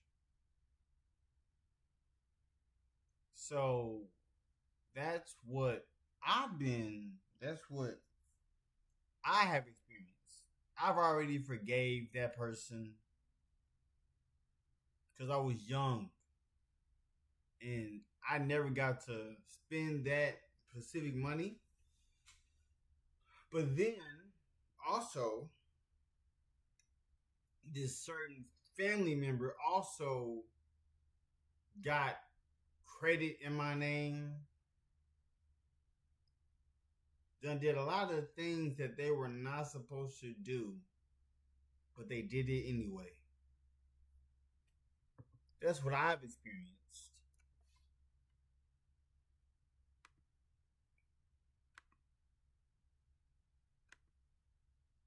Got me thinking right now. But you know what else I've been thinking about? The fact that my subscribers are making money. So this subscriber right here, all right, so y'all see everything he said right here. Place.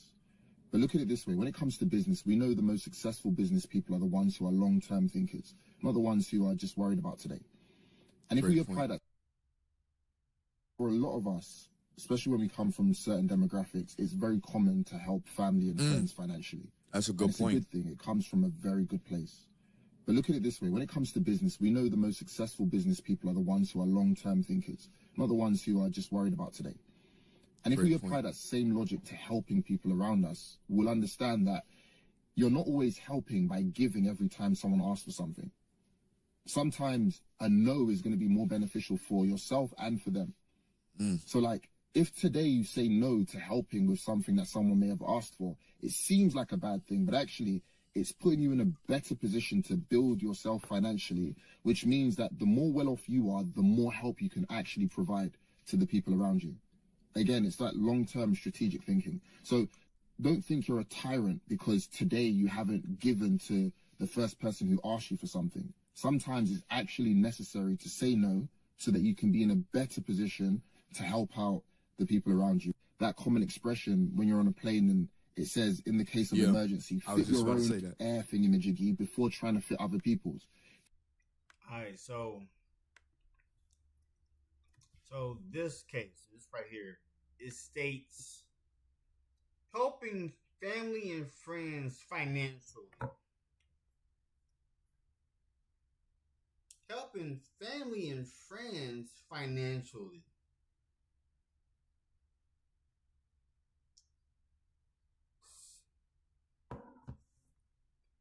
So this is what I have to say about that. So when he means helping family and friends financially, he means helping the family I came from. I'm not, no. Because when you read the Bible and it says, once you like leave from, let me make sure I say it right. Make sure I say it right to you.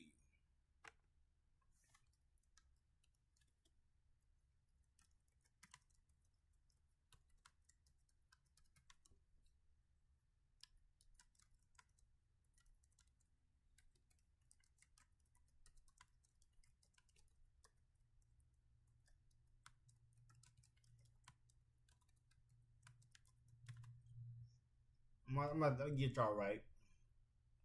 All right.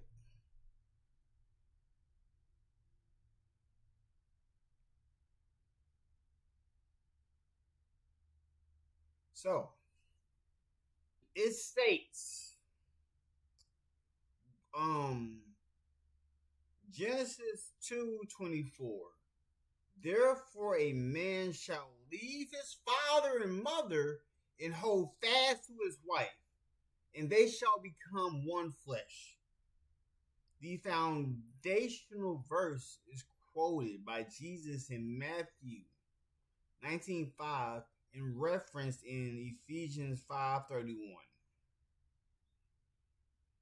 Meaning one flesh, meaning a complete union, physical, emotional, and spiritual.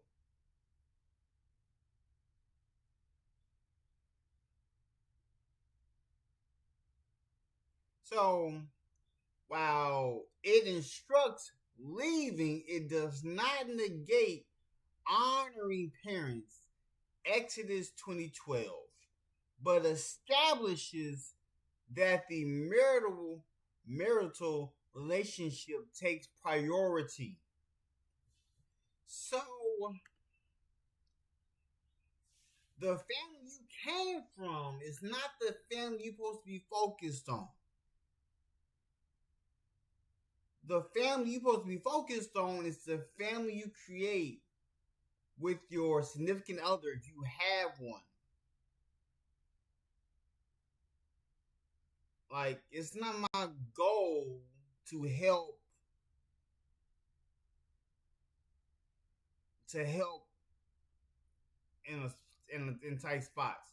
It's not my goal to help other people who are not my wife in tight spots. That is why I never ask friends for help with anything. I never ask my family that lives in my hometown, because I'm focused on the family I'm making in this state now.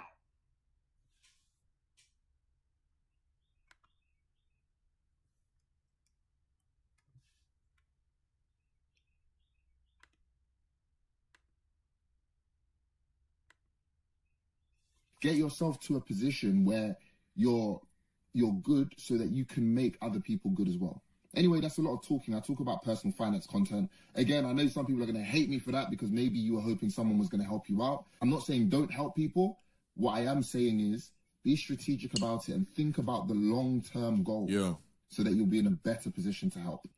Be strategic about helping people. Be strategic about helping people. Because he said it perfectly. He brought up something that my therapist brought up years ago. This is, through my adulthood, from my, 19-year-old self to me being 29. I've had to seek a therapist because of being empathetic and sympathetic, wanting to give all the time, thinking that's the answer. Thinking, when we were kids, sharing is caring. But when you get older, it gets a little bit tricky when it comes to sharing, right? Because now people are calling you, acting like they want to talk to you, but they really just want you to share. So something that my therapist told me, now mind you, this was about a different situation. It wasn't necessarily about, sharing and giving people money and stuff, but it kind of applies to this too. A new swimming pool in your backyard this summer means double the fun for your family. The big 15 by 24 Econoline pool from Blue World Pools is only $3.99. Yes, $3.99, and that super low price includes pump, filter, liner, ladder, and a free automatic pool vacuum. That price even includes installation on your ready site. What a deal! Nothing brings the family together like a backyard pool. Beat that heat. Call Blue World Pools now and get your party started.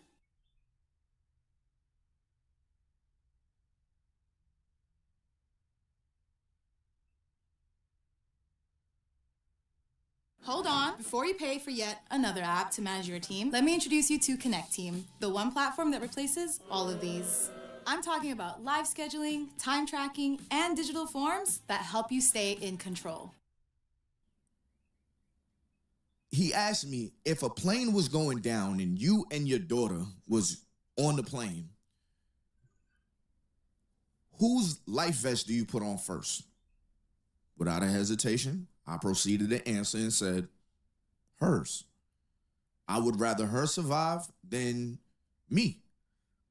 I'd give my life for hers any day. He said most parents will answer like that. But now let me ask you this. How's your kid going to survive without you? I was quiet. He proceeded to say, you have to take care of yourself to be of value for others. So sometimes the right thing to do is the selfless thing to do is the selfish thing to do, which is take care of you first. So how am I going to continue? How am I going to be of service to the people around me? How am I going to inspire?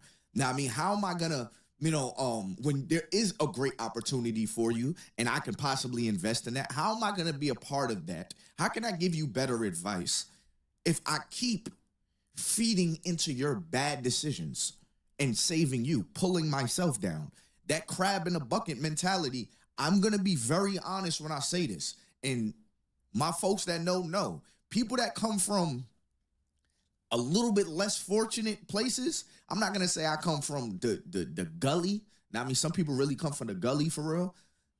But people that come from, in a way, you knew financial problems was happening in your house. If you know, you know. You grow up to now finally make it out of that. And now it's like everybody is like this.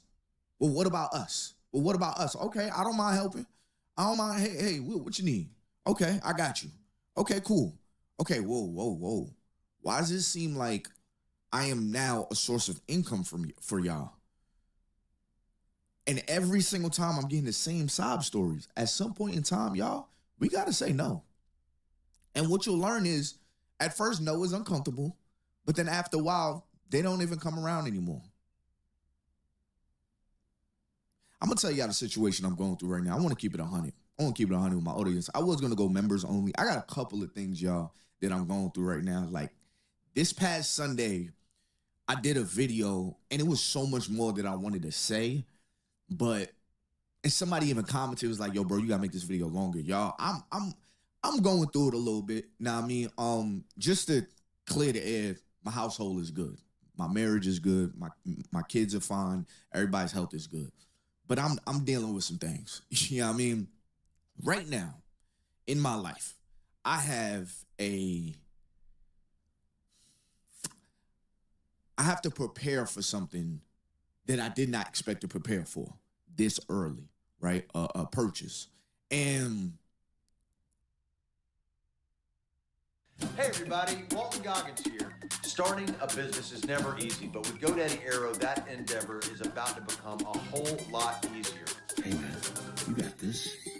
Create a website that looks like you know what you're doing, even if you don't know what you're doing, because you're using a website that developed a tool that knows exactly what it's doing.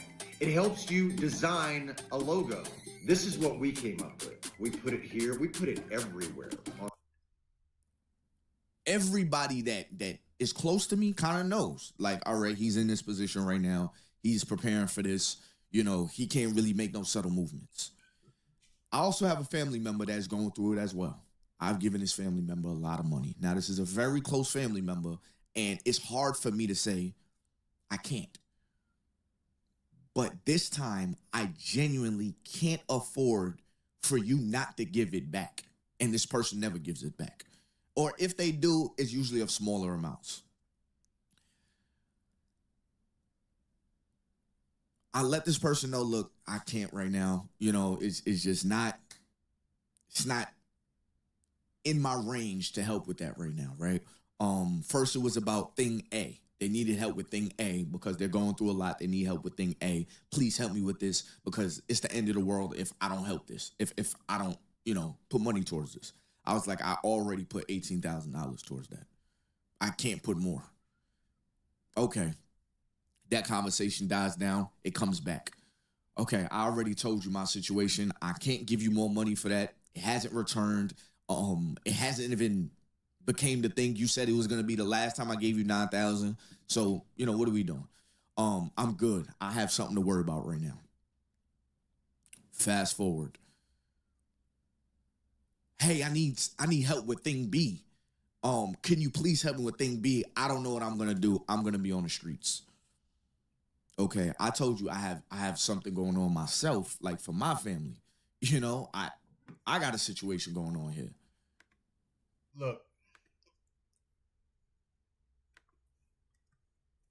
Look, Ty Boogie.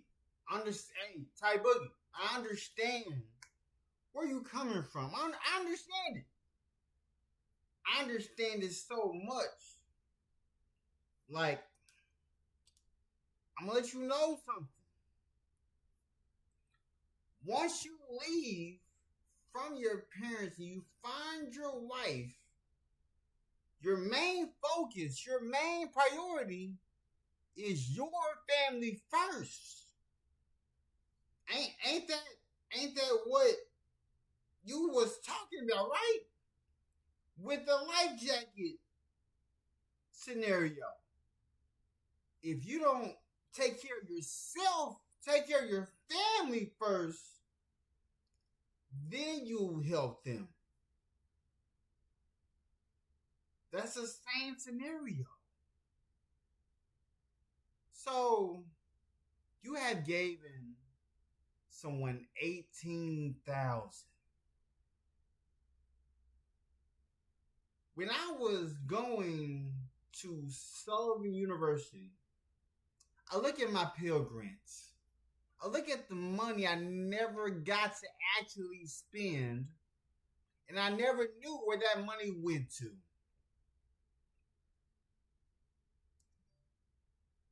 So,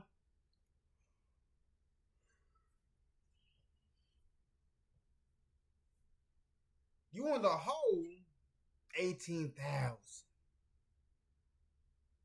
One of my relatives, somebody I'm related to, owes me over $23,600.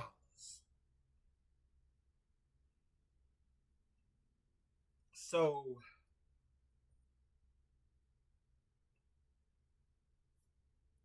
case in point, once you make a certain amount of money to make sure you're not underwater, take care of yourself first. Your family comes first. Your wife comes first. Your kids come first. The home you are building comes first. Everybody else, they get the last pickings. They get the last pickings. I'm just giving you game.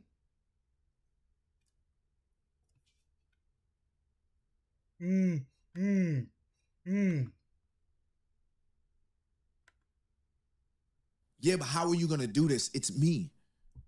I understand what you're saying. I've already helped. This is just a recurring thing. You can't pay me back. I know that. Why? Because your situation is too expensive for you. So there's no way you're going to pay your situation next month and pay me back. That's just something I'm just forecasting. Now, how do I feel? I feel bad. This is the battle of being an empathetic, sympathetic person, and people can relate to this. This is me venting, y'all. So I don't want to hear nobody talking about I'm rambling. I'm talking to my people now, my daily listeners. This sympathetic, empathetic side of me feels bad. Like, damn, I would love to help. But then the logical side of me is like, you're always going to be helping. You're always going to be giving. You're never going to be able to get to where you're trying to go because you got to keep on giving money over there when money is needed over here.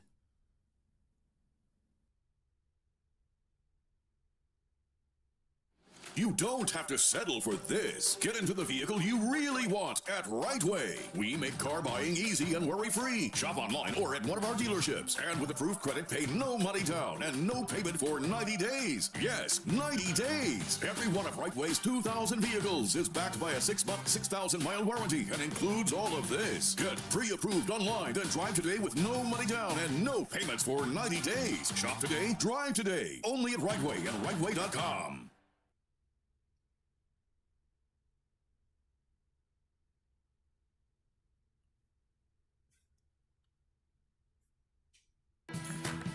Welcome to the new generation of web creation.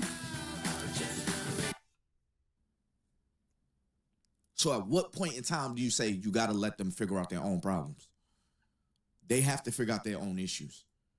They will forever use you as a get out of jail card along with the other people that are around if you continuously help.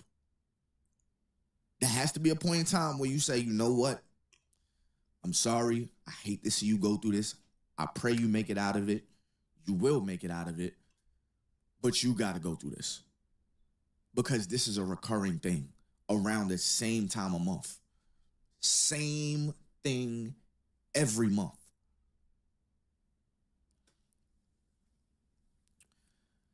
I was gonna play Whether one more that's lower video. class, middle class, working class. But I think this. When you live your life in a bubble and only surround yourself around people in a similar social economic class as yourself, whether that's lower class, middle class, working class, etc., you really do not realize how many people live different lives than you.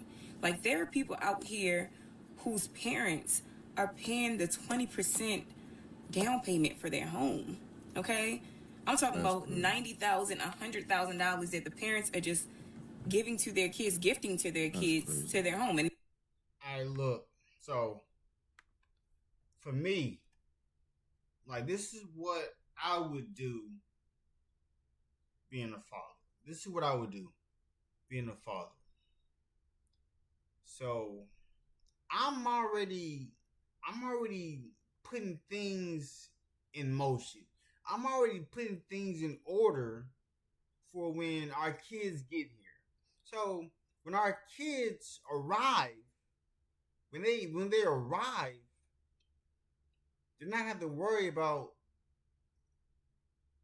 the house being taken from us, because when they get here, the house will be paid off, bills will be paid off. Like, they won't have to worry their heads. They can just be kids. And when it comes a time when they are wanting to move out, I'm going to teach them about financial literacy and teach them what paying rent is, and teaching them about everything they need to know. And I'm pretty sure you think that the money that they give us in rent is going to go towards mortgage. It's not, because it's just going to be put back until they want to move out. We're not going to let them know that until it's going to be a surprise to them when they see how much they saved. So, yes. So, there is over millions of people on this earth, but we are all living different types of lives. Because I have experienced things that other people haven't experienced. And I realized that with the trauma responses I've seen, with what people have been used to, been accustomed to, it's crazy. It's crazy.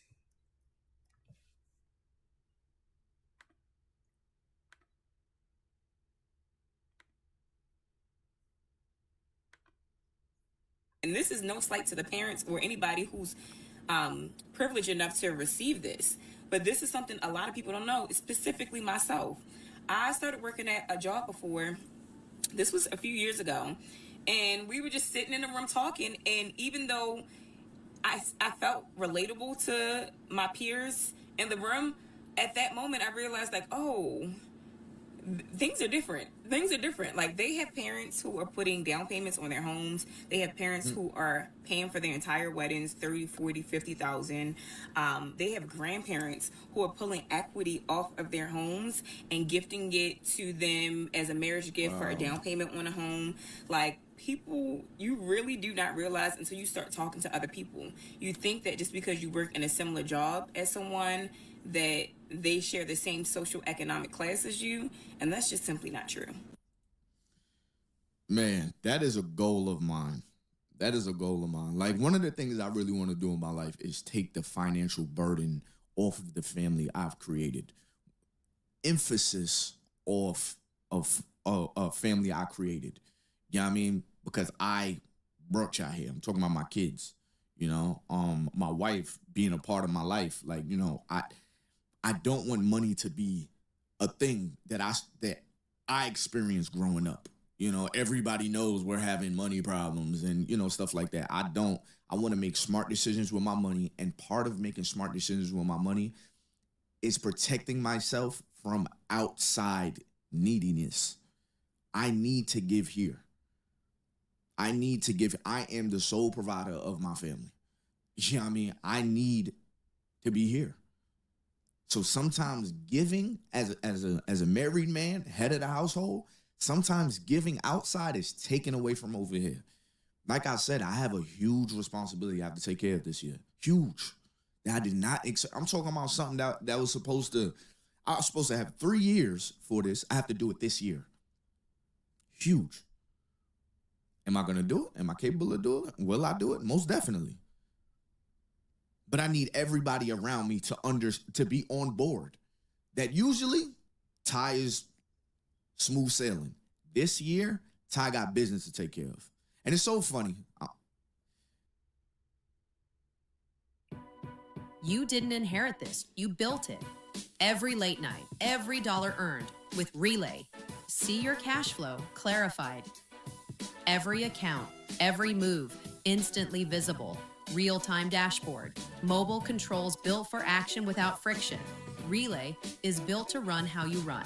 Separate, sync, and automate all in one place.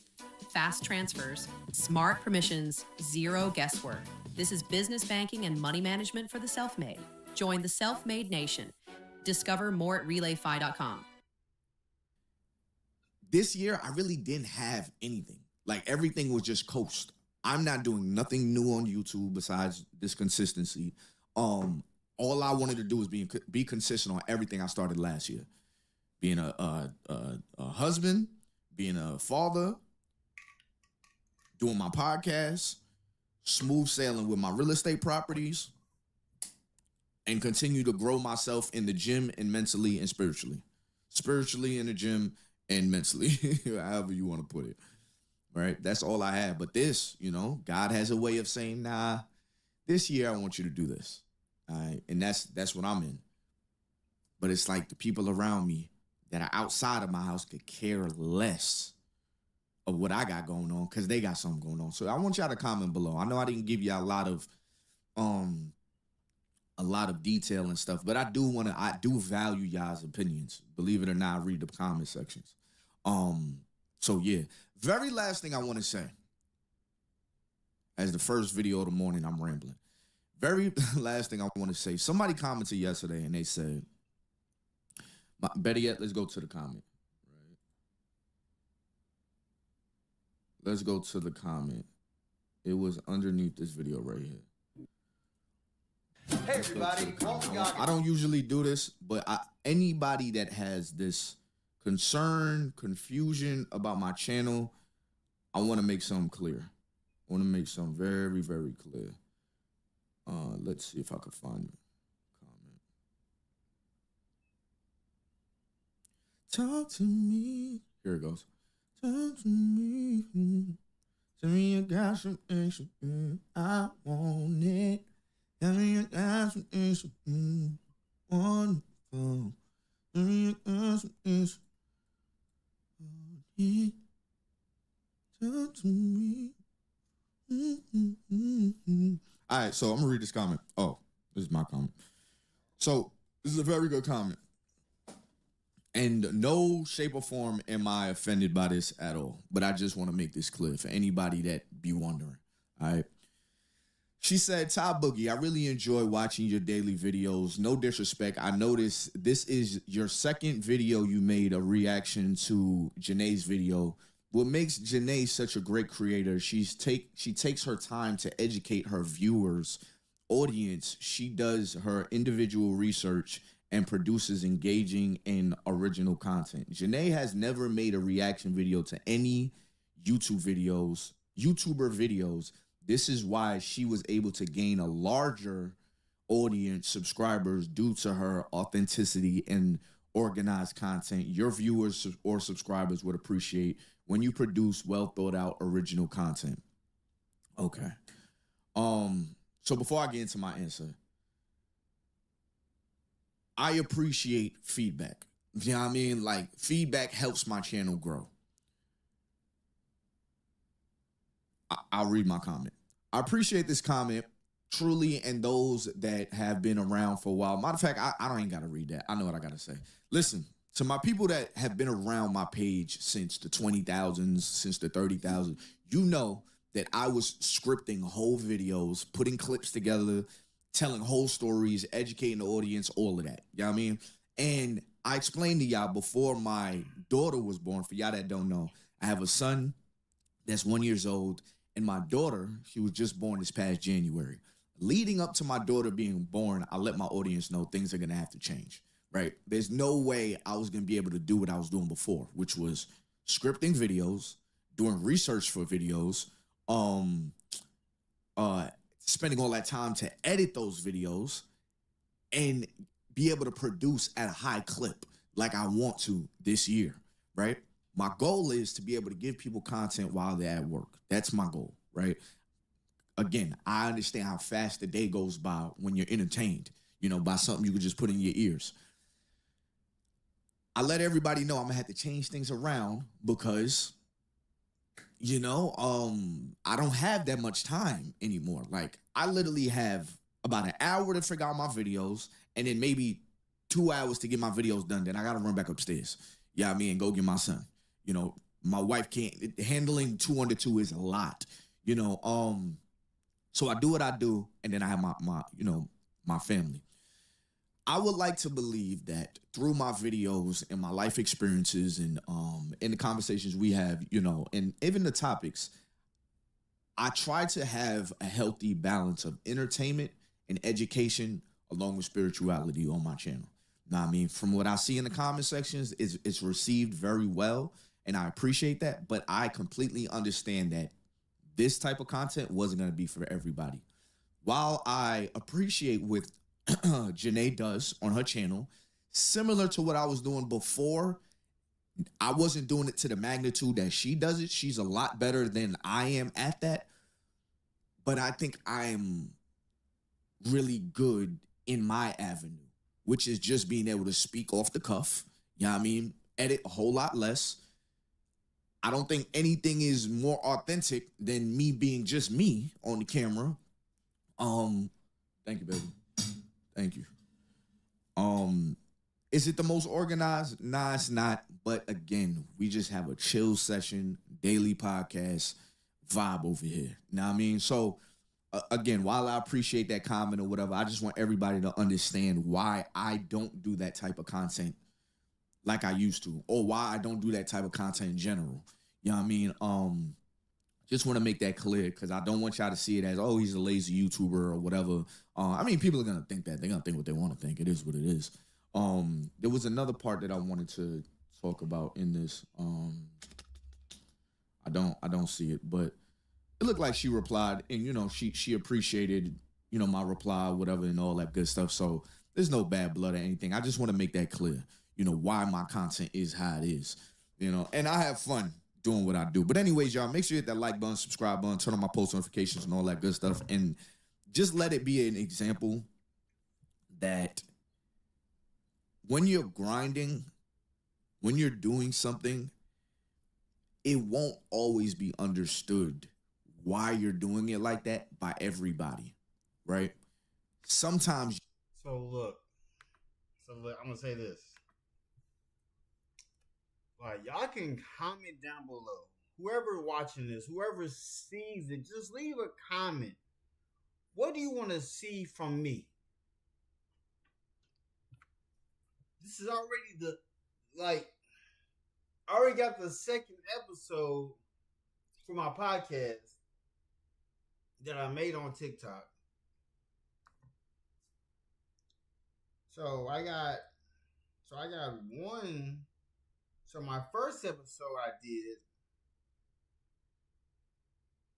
is doing numbers.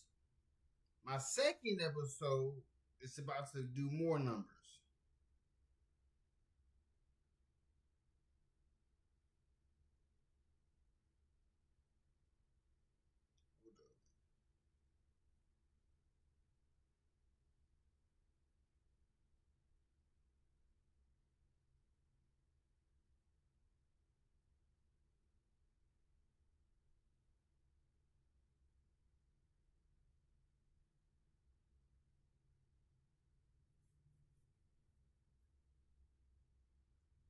So, case in point. Now,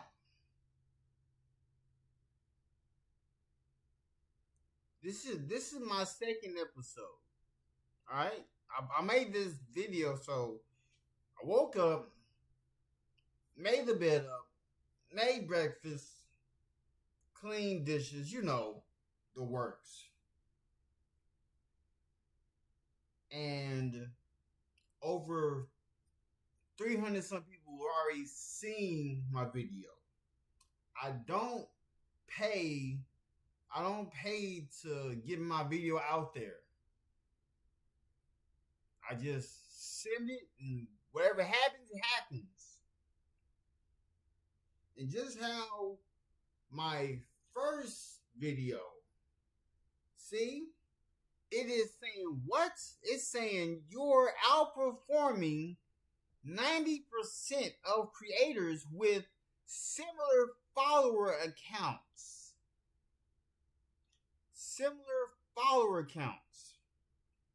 So my first episode, which was over Country Wayne giving his sister $100,000 a year, and it's going crazy. Then I'm outperforming again, talking about what Leslie Jones said about marriage being legal slavery.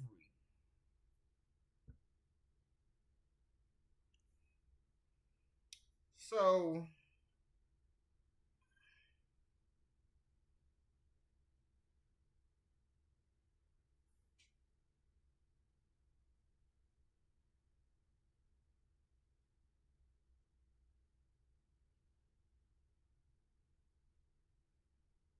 it's kind of crazy.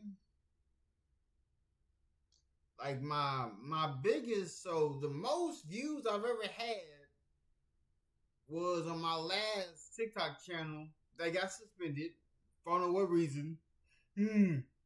Because I never pay for engagement. Because there's too many people on this earth for me not to get the engagement. So, my first video is at 327 views. My second video is at 343 views. It's like I'm getting the numbers, but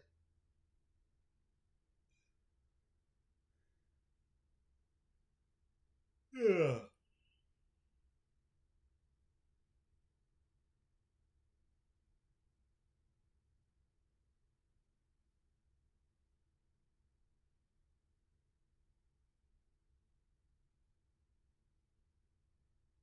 So yeah.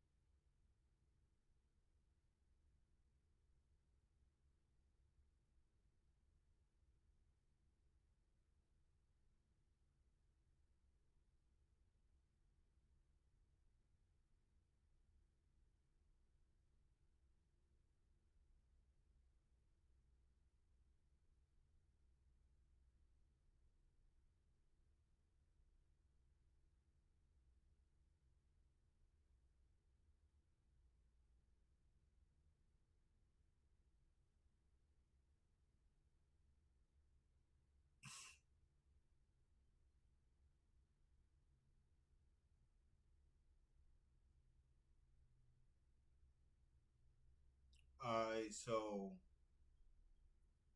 this is crazy. That's crazy that this is going on. Prayers for Ty Boogie, what he's going through.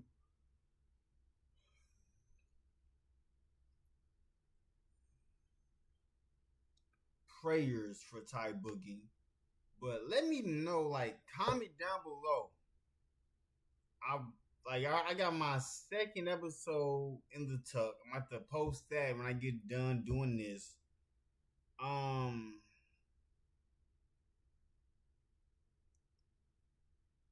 Then I'm about to post my second episode onto my channel, respectfully. So, stay tuned. Stay tuned.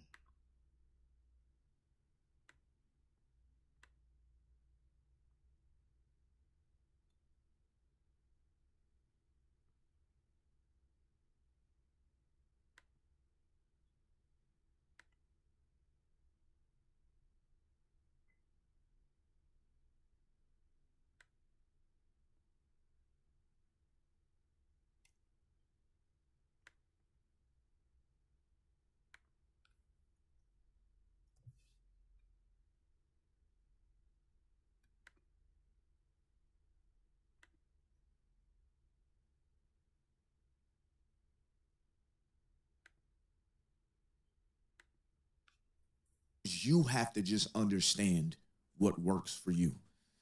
She also brought up, the amount of subscribers that Janae brought up, was able to amass. I would just throw this in there. Doing things the way I've been doing it has got me to 100,000 subscribers in a year. You know what I mean? Me being authentically myself. So I do take heed to it. Definitely the research part, because there was a topic I talked about a couple of weeks ago, and I had nothing to say about it. And a lot of people was on me in the comments like, damn, Boogie, you really ain't had nothing for this. So I definitely take heed to it when I see these comments or whatever. Some certain subjects do require more research than others, so I do appreciate that.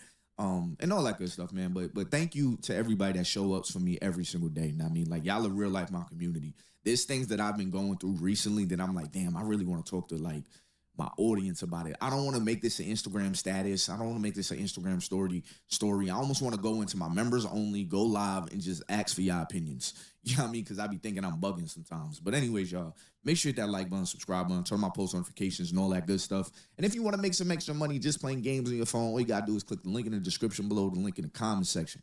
These apps literally paying people just to play games on your phone. So try it out. See if it's for you. If it's for you, it's for you. It's not for you, it's not for you. But if you catch yourself making money, make your money. We got 2 more videos that we posting today, so y'all stay tuned for those. Until next time, y'all, it's me, your boy, Ty Boogie. I'm out of here, man. I'm Dr. Carson Economy McCall, and I'm the clinical director at the Robert Alexander Center for Recovery. The reason I would recommend someone coming to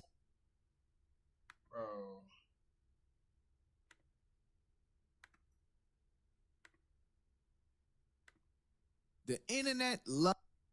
All right, 1 second. 1 second.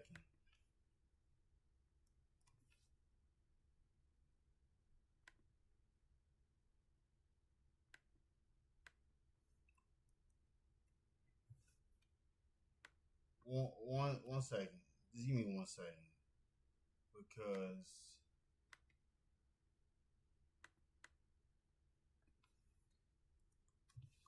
I'm confused.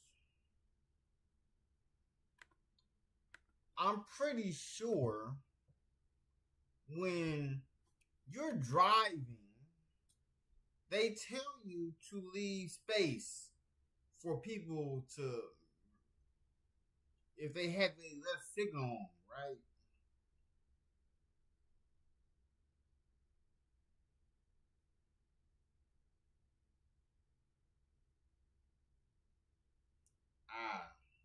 Yeah.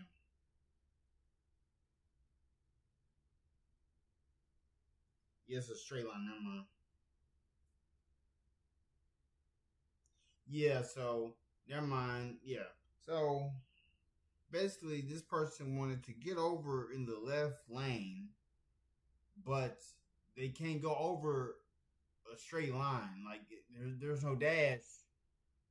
Like you should have saw that on the come up. But let's speak on what the next topic is, which is about Jay Cinco's proposal backfired. Social media is ruining marriages. What is going on today? What is going on today?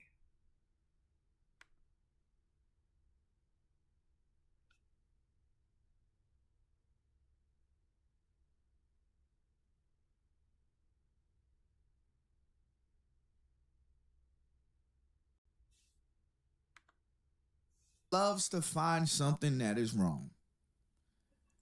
First, I just want to start off by saying congratulations to Jay Cinco and Lala Baptiste for getting engaged. Now, I mean, marriage is a beautiful thing when you do it with the right person. I'm a married man myself. And, you know, as a fellow content creator, y'all are in your own stratosphere and your own level. I'm more, you know, I'm on a different level. You know what I mean? I'm not at y'all level yet. One day. I don't even think I want to get to y'all level because of what we're about to talk about today. But anyways, congratulations to them. Before we get into this, make sure you hit that like button, smash that like button, in fact, and hit the subscribe button. If you need a daily podcast to watch, now I mean, while you at work, that is my goal, to give you entertainment while you at work, all right? So smash that subscribe button. I post every single day except for Saturdays because Sundays we do scripture readings, all right? So without further ado, make sure you hit that subscribe button, all right? Let's get into this. I want to tell you guys about Typeless, a smart voice keyboard that turns your speech into perfect writing in every app. Hi, it's Lala. Welcome to the baby shower. We're so excited to have everyone here. They had a baby shower.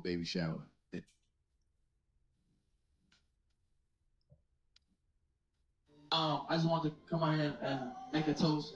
You know, I really appreciate everybody being here. My daughter's coming to this world surrounded by love. Since I met you, I just feel like I said the same you thing. changed my life for the better. I think you're gonna be an amazing mother. I invited your mom and Travis here because not even.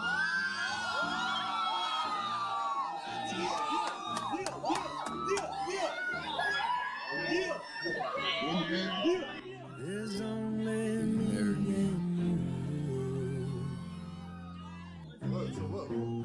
I get chills because I think about when I did it. I want to say congratulations to you guys. You just got engaged. Congratulations for you guys. I feel like you guys really deserve it. The fucking haters are always gonna hate. They always hate on the couples that don't deserve the hate. And I know you guys are gonna live such a happy life. Hey guys, hey Lala, hey Jay Cinco. God bless you and your beautiful new family and your soon-to-be baby girl. First dream baby, real like that's an honor to even be here. This is literally history. I want y'all to know y'all gonna have a beautiful baby. It's gonna raise, be great and amazing. He just proposed to Lala in front of everyone. That's how you know he means it. They're locked in for life, and honestly, I strive to be like them one day. Gosh, congratulations on this. Let's see how long this lasts. You know, let's see how long this lasts. Let's see how long this lasts. Because let's see how real this is. I want to see how real that marriage really gonna be. Is it only for views or what is it? We're gonna find out. We're gonna find out.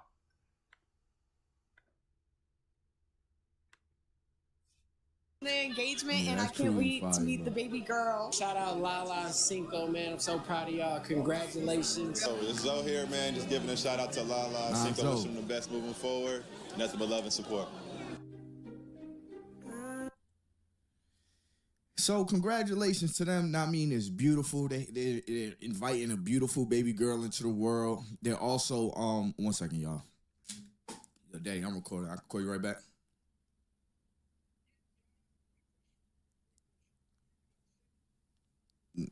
Not really. I'm like mid-record right now. All right, I got you. Okay.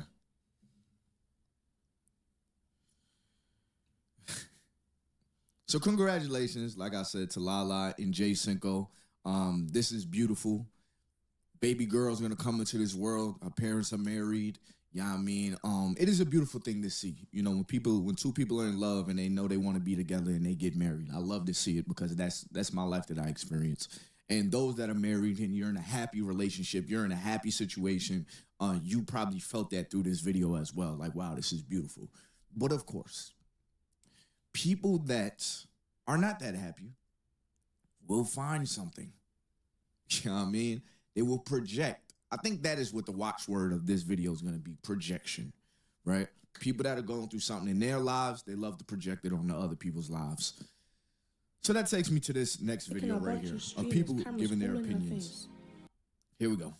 Guys, now that the situation has defrosted a little bit, I'm sure we can all agree that proposal, Jay Cinco, Lala, Baptiste, I hate to be the one to hate. I hate to be the one to hate. Honestly, I really do. But come on.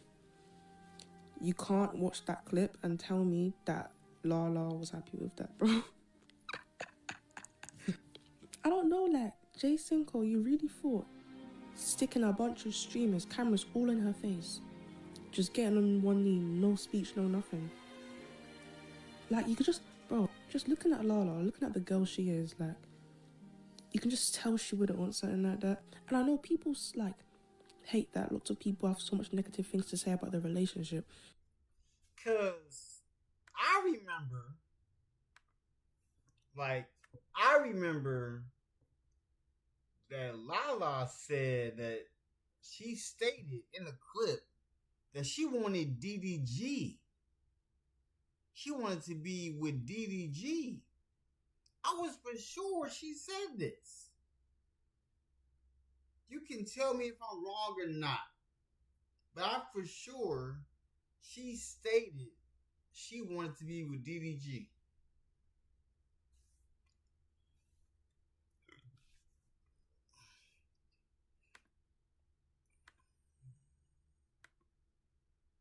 This isn't me hating on the relationship. It's just me thinking, why would she do that? Like, I don't even know the girl personally, and I know that she wouldn't want something like that.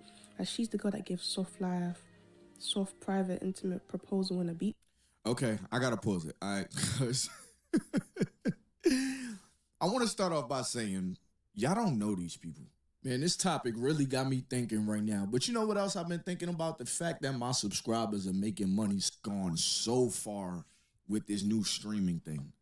Y'all don't know these people, right?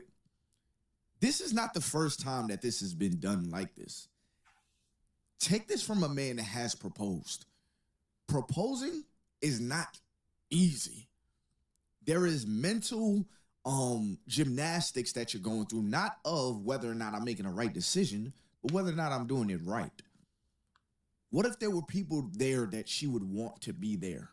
You know, like, what if there's a certain way she would want this to be done? Like, am I doing it right? It's nerve-wracking. I'm telling y'all from experience. It's nerve-wracking even going into it. I put it like this, man. When I proposed to my wife on Valentine's Day during a photo shoot, and I had her family pull up or whatever. They actually came like a second or two too late, and the photographer already gave me the signal. I tried to delay it, but the photographer kept giving the signal, and I was just like, so I just had to do it.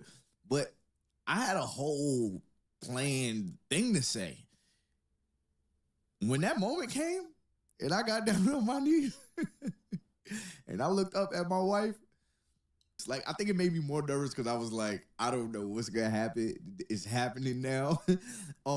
So everything is just going so fast. And I just said, would you marry me? Now, I mean, you know, I stood back up or whatever. We held each other. The photographer, they still taking pictures of us, and I'm talking to her ear, you know, telling her how much I love her, and, you know, I'm happy, and she's having her moment. If you would have asked my wife probably before, she would have told you that she would have started boo-hoo crying and all this stuff. My wife did not cry. Like, she cried later, but she didn't cry in that moment.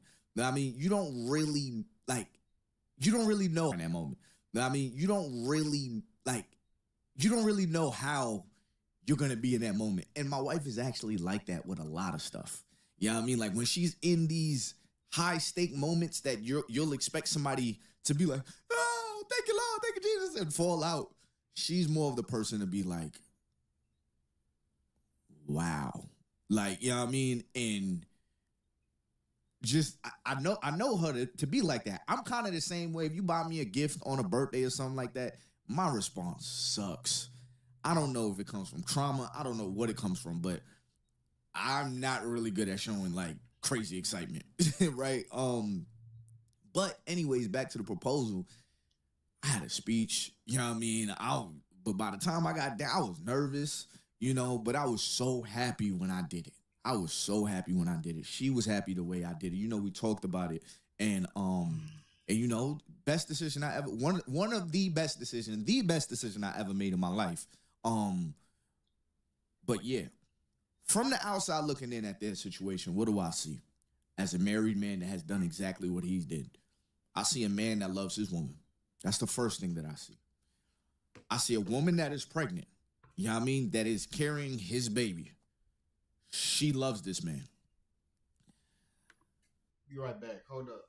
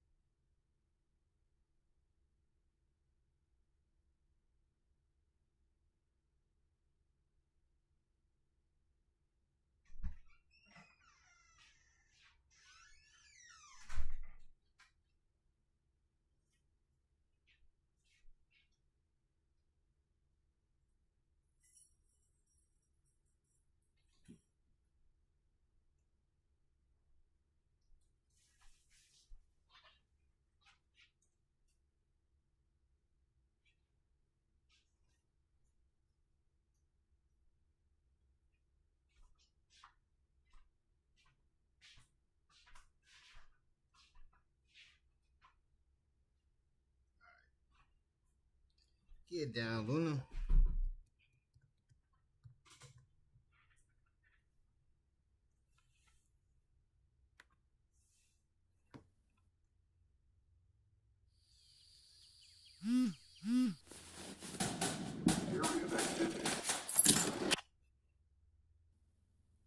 I see a whole bunch of loved ones that are around, along with people that are their friends and family. That Jay Cinco possibly said to himself, this is a perfect way, to,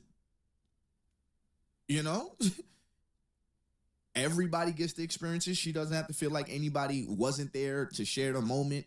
Let me do it right now. Granted, is that for everybody? No. Is that for my lady? No. She would, I don't think my lady would like me to propose like in a restaurant. But people do like to do that. Like men like to do that to show I will get down on one knee, be as vulnerable as possible in front of the world and show my love for you. That's how much I love you. I don't care how I look right now. I'm down on one knee for you. You know what I mean? And this festival is all about the love that I have for you now. Whereas it was about just our daughter or our daughter, I'm going to make it about our love too. You're not going to bring our child into this world and you're just my girlfriend. No, you're going to be my fiance. And I want everybody to know. Because everybody's going to have something negative to say. When you weren't either. You know what I mean? So I just feel like people are going to have something negative to say regardless. They've never been in this situation, never been proposed to, but will sit here and tell somebody that their proposal sucks. Boy. Did anyone notice that Jay Cinco never explicitly said, would you marry me? Y'all? Let's go back. This is what I'm saying. Let's go back. Excited to have everyone here. Go back to it real quick. I appreciate everybody being here. Since I met you, I just feel like I invited your mom and Travis here because not even. Let's listen.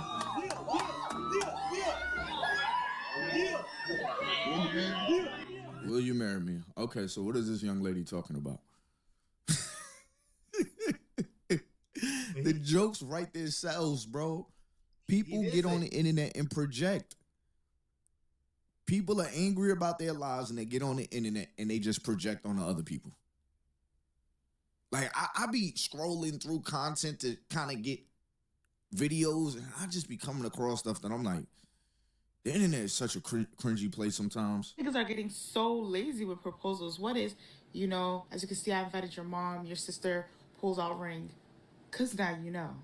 Fuck. Y'all saying she mad because he doing it in front of people. I would have been mad just for the simple spot that you didn't even say, would you marry me? You just handed me a ring. And that's given I have to automatically say yes because there's no option to say no. Get these streamers out of here. What type of bum ass proposal was that? What the hell? It's giving force. It's giving I'm doing this shit for clout. Chevy Silverado. The best from day one. It's giving you don't have a ring on your finger, young lady. Respectfully. You know what I mean? Boy, I'm doing this for clout. I'm real life giving her a ring. Why are we acting like this is the first proposal we've ever seen that has been done at a baby shower? Why are we acting like this is the first time that this has been done? You know what's so crazy about this, y'all? Before I go to the next video, all I could think about in this was Queen Naija. Queen Naija not getting a ring from Clarence all of these years. Everybody like, girl, you better leave him. And first they went to, I love Clarence. He's so much better than Chris. And, Clarence is so handsome and just, they loved it. I'm my new favorite couple. Years go down the line. What does he even do? Queen, he's holding you back. It even got to the point that they said, I really miss seeing Queen and Chris. Even though all of the allegations of their relationship, people started jumping on the Chris bandwagon again. Queen, you still ain't got a ring. Girl, you need to stop settling. It's just so sad. She doesn't know her worth. All these years, as if y'all know what's going on in their household. How do y'all know that they don't either have something going on that they're trying to figure out? Clarence has a plan? Like, how do y'all... And then she got engaged privately. And I'm glad he did it like that. Because y'all don't deserve it. Y'all don't deserve to see it. You know what I mean? Look at how y'all treated the girl. There are people that have been engaged for years. I mean, there are people that have been girlfriend and boyfriend for years in the past. With kids and all. But it was up to the couple to decide when they're going to get married. But nowadays, the audience thinks they could put a timer on other people's love. When you know nothing about these people beside the little YouTube videos they make and the pictures they take. Can I sit here and be like, yeah, you know, after a certain amount of time, yeah, I would like to get married. But I also don't understand their situation. The way I got engaged was unconventional. You asked me before, I would have told you I would never do that. I got engaged to my wife while we were long distance. People would say, yeah, bro, I wouldn't do that. Yeah, you sure? Me and my wife are going into, what is this? Our second year of marriage. Extremely happy. Never had any crazy, wild moments in our marriage. Very loving. You know what I mean? Best decision I ever made. It's not up to anybody else to understand. But that's the problem with the internet. They think they could just, I know exactly what's going on. No, you don't. You barely know what's going on in your life. Think you can get online and make comments on these folks' lives on a proposal.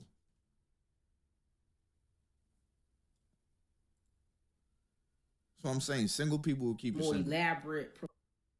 Jay Cinco proposed to his baby mama Lala, and the internet talking about how Bitter people keep you she bitter. looked and how she wanted a more elaborate proposal that wasn't the type of proposal that she wanted. And this just leads me to believe that y'all be wanting stuff for all the wrong reasons. Do you want to be married to the man or do you not? Because the way he proposed should be irrelevant. Who are you trying to prove something to? A bunch of women who baby daddy wasn't even in the delivery room? Yeah, social media. A lot of these girls who critiquing the way he proposed, they baby fathers would not propose to them here. He would not propose to them there. He would not propose to them anywhere. In the good words of my favorite author, Dr. Seuss. And the fact that you would be somewhere trying to impress them or caring what they think, trying to have a proposal that's aesthetically pleasing to post for them. I don't know much about this couple. They streamers to my understanding, but the internet is saying they barely knew each other before she got pregnant and that this is going to be a content baby. I don't know how true that is, but, you know, if you that stuck on how he proposed and where he proposed versus him actually proposing, you got more than most of these girls is getting. Social media is just becoming a scary. You know the saddest part about all of this? Like, when I look at their situation and the comments that they get, the saddest part about it is nobody has a reason to not like their relationship. Nobody. There's nothing. Lala ain't came out and did anything crazy. Jay Cinco ain't did nothing crazy that we know of while he's been with Lala. They sit here and they bring up old situations and things Lala did when she was single and, you know, and all. But what about now? Like, folks just, yeah, I can't believe they pulling up videos of her in music videos. A lot of girls in the industry are in music videos. That does not mean that all of them are getting smashed. You know what I mean? Like, that does not mean that for everybody. And if so, what evidence do you have? The internet thrives off of finding something, y'all. I'm saying this because I want y'all to protect your peace, too. Because a lot of times you're on the internet and you're scrolling and you feed into this stuff. But you never ask, how the hell do these people know that? Yeah, it has 1,000 likes. Yeah, there's a little caption at the top. But how the hell do we even know? Where's the context of this? Like, because if people were recording my everyday move, Like I would be very misunderstood. I like making my podcast. I don't like making short clips of my podcast. So the AI chooses place. It's becoming a place where people care more about how stuff look to the outside world, the people who don't matter, versus the actual acts between them and the people outside of these apps who actually do matter. I don't know how true her being disappointed in the proposal is, but I would just hope that y'all not allowing social media to mess your head up that much to where you care about the way something look to strangers more than you do the union that you're trying to build with the family that you're creating with somebody. J. Cinco. See, folks treat relationships like handbags. If it's not something that I can post and get likes on, I don't want it. I don't care how authentic you are. I don't care how true this love can be. I don't care how much you make me laugh genuinely. If you don't look like the standard that social media has deemed as attractive, I don't want you. If this proposal isn't big enough to go viral, I don't want it. That is how people date. That is how people expect things nowadays. They want things that they can share. If it's not shareable and could wind up on Tumblr or Pinterest, I don't want it. Realizing that helping family can actually bring you good timing, Boogie. I like that timing. But you could tell, y'all could tell that Lala was not feeling that proposal from Cinco, not one bit. I feel so bad because it's like, yes, it's supposed to be a very sweet moment, but you could tell all in Lala's body language, facial expressions, and just her overall reaction, even the fact that she didn't even really want to pay attention to what he was saying during the speech. I feel like she low-key knew what he was leading up to, and she just was not going for it. It was also stated that Lala already told Cinco how she wanted to be proposed to if he ever were to do that. And then in one of Lala's reposts, it was like a couple on the beach. It was so pretty. It was nighttime. It was so romantic. That was one of her reposts. So I just know for a fact that she wanted something similar to that. She did not want to get proposed to during their baby shower in front of everybody. That's literally the complete opposite of what she wanted. So I understand. But like I said, you could tell because when he was trying to get that speech, she kept doing other things and he was like, damn, he was like, F that. Like, come on, listen to what I'm saying. At first, I'm like, maybe she's nervous. But then when I continue to watch the clip, I'm like, no, that's just not the vibes.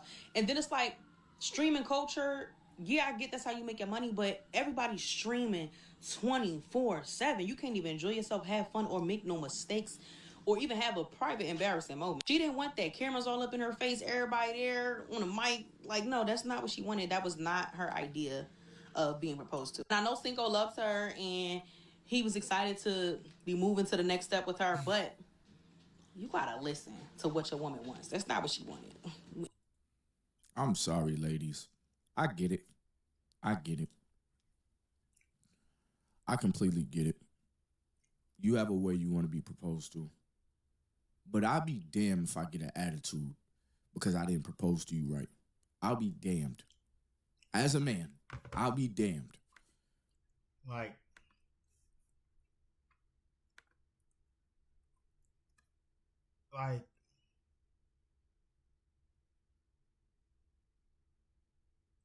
hold up.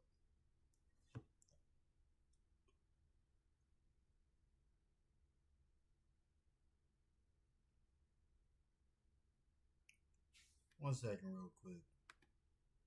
Did I go off or something? Let me see.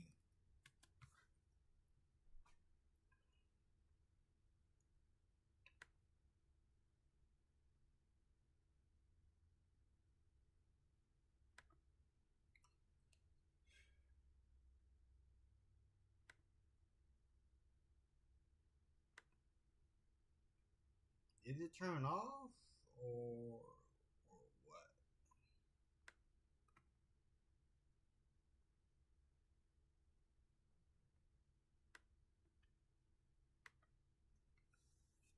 Trying to see some.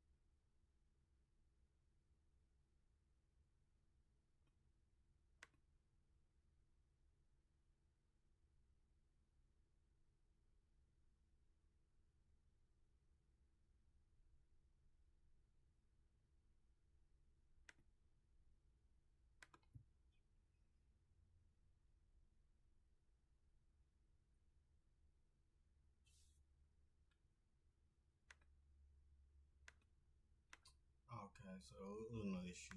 It was no issue. But y'all gotta understand that when you are going down on one knee and you are proposing, it needs to be in an intimate setting. Like, put down the cameras. Like, you don't need cameras for everything. You don't need cameras for everything. That's what people aren't really understanding. Like, before I started streaming, I didn't have no cameras up. I wasn't post. I didn't post how I live my life. I didn't post none of that.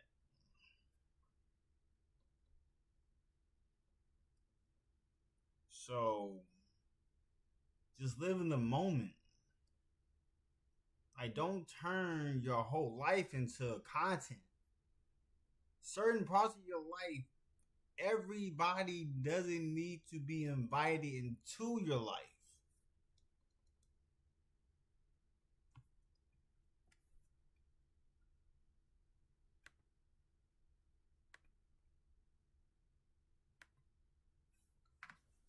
You didn't give me the proposal that I wanted. How dare you? That is very, to me, that's selfish. We're getting married. You are so lost in, like, let's just go with what this young lady is saying. If you're so lost in how I asked you versus me asking you, I might be marrying the wrong person. That's the way. It's not about how you ask to get to marry the woman. It's all about the setting, the moment, making it intimate. Because not everything does not have to be on camera. Case in point, I treat creating content like a job. So I put in a routine. So as soon as my wife comes through those doors, I stop streaming. I stop streaming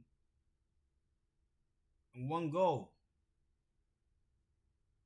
Like, everybody, I don't need to have this camera on 24/7 for people to be into our business to know what we got going on.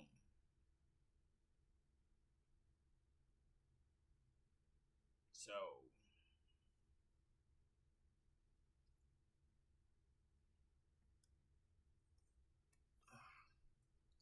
let's get this video on the road.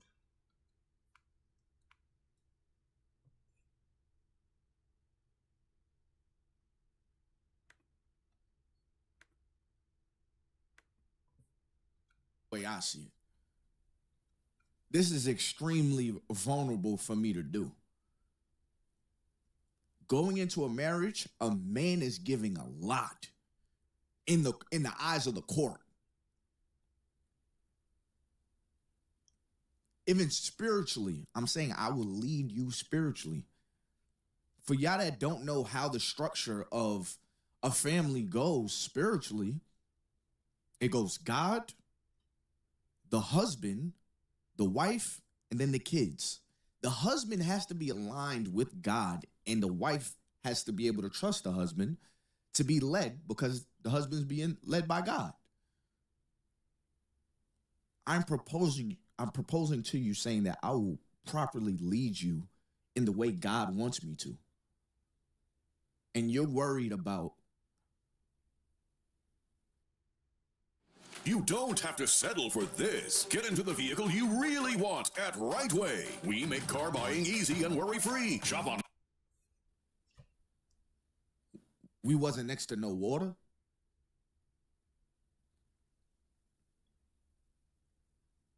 more romantic to Lala? Should Cinco have done a better job? Like I said, I understand, but at the same time, bro, like, what are we talking about? With making the proposal more romantic to Lala? Sure, absolutely. But we also have to keep in mind that not everybody is romantic.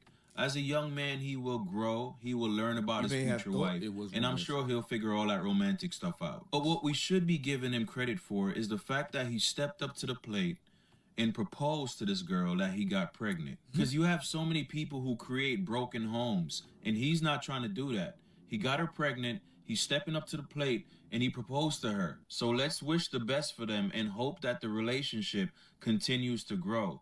Because as we know, they put a lot on social media. So there's a lot of outside noise and people criticizing and judging their relationship. And while I understand that they are content creators and they do a lot of this stuff for content, it might be certain parts of your relationship that it's best just to keep it off social media completely. I agree. Because y'all can still be successful without putting every part of your relationship on social media. And I believe that this is the moment for them. I think every couple has a moment where they learn that. Queen Naija, we could use her as an example again. They were very much a YouTube couple. They learned that parasocial relationship is very detrimental to relationships. Let's back up off of this. I feel like that's the same moment that they're having right now. Like, wow, like people are really speaking negative on this too.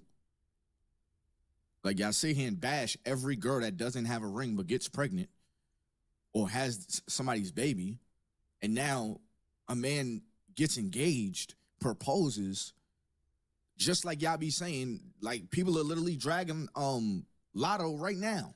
They're dragging her because she doesn't have a ring on her finger. Now Lala has a ring on her finger, and you're like, yeah, well, but how did your man propose? You just can't satisfy people. And this is the life as a content creator. Like, there are two sides. There are two. Y'all don't even understand how there are two influencers, the two type of influencers on the internet. You have the person that's posting the content, and you have the people that are commenting on the content in the comment sections. We're both influencers. Believe it or not. If you don't believe it, read the comments and see how many likes these comments be getting.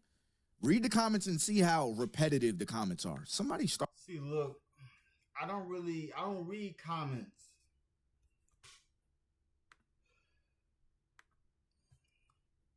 Like, I'm an influencer. Yes,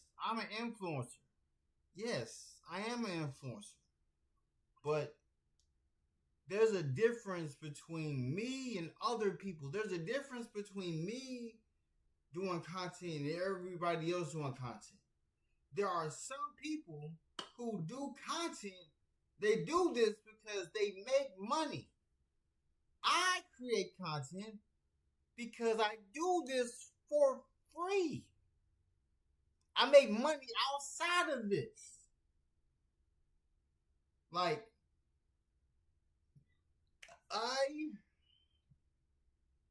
I got money coming in. There is money that is on its way to me. And the most I made from YouTube is around $300 and some dollars. I could care less about the money I make from here. I'm able to make funds being a YouTube partner, Twitch affiliate, Kick creator, and then I just got affiliate on YouTube, meaning the stuff I use in the kitchen, I can put all on here to get commission off of. And I can show proof that I have the said items. And the difference between me being a content creator and other content creators is so different. So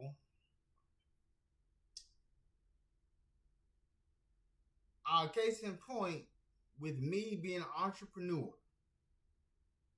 because a lot of people be wondering, like I tell people that I just do these literally for free.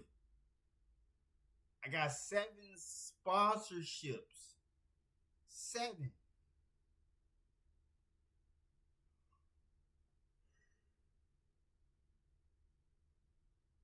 Like,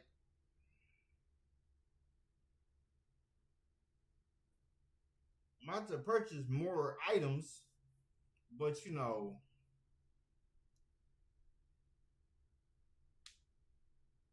it's crazy.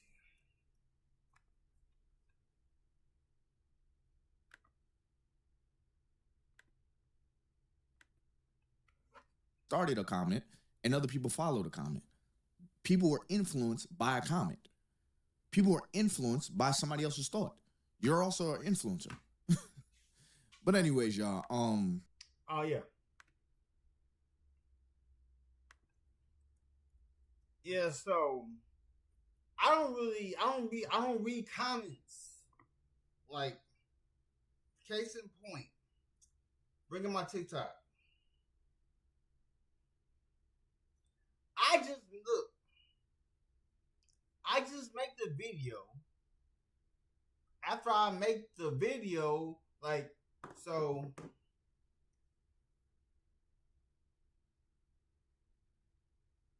let's say a video trends on TikTok.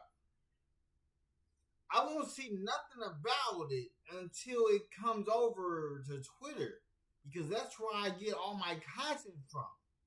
So as soon as I see something that came from TikTok, because I don't really be knowing where the information comes from, I screenshot it, make a video on it,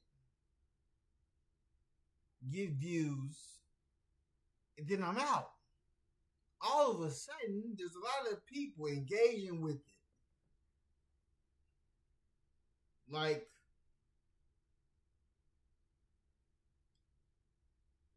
case in point,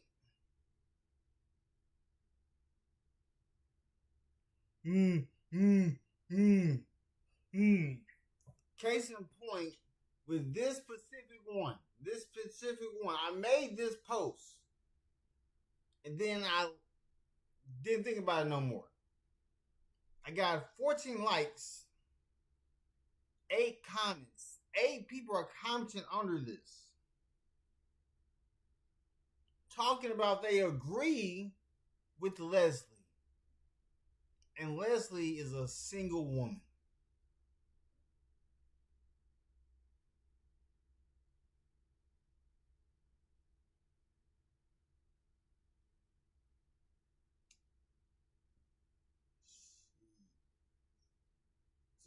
So I'm combating these comments, the ones that are agreeing with Leslie, saying that she is right, but she's not.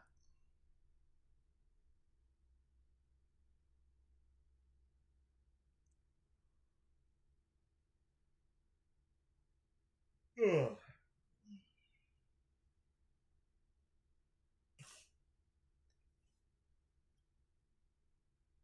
Also, even with this one, even with this post I did, I got close to 200 likes, 74 comments, 30 saves. Over 30 people saved my video that I made. And I was speaking on lifestyle inflation. I wasn't speaking on how she was living. I was speaking on that she was living above her means, beyond her means and her needs.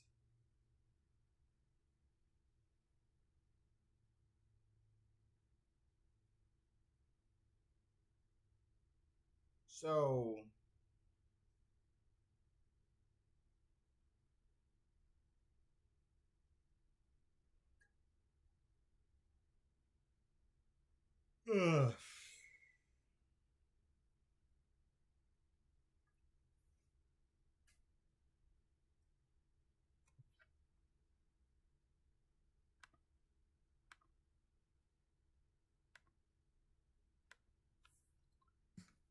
congratulations. Marriage is a beautiful thing.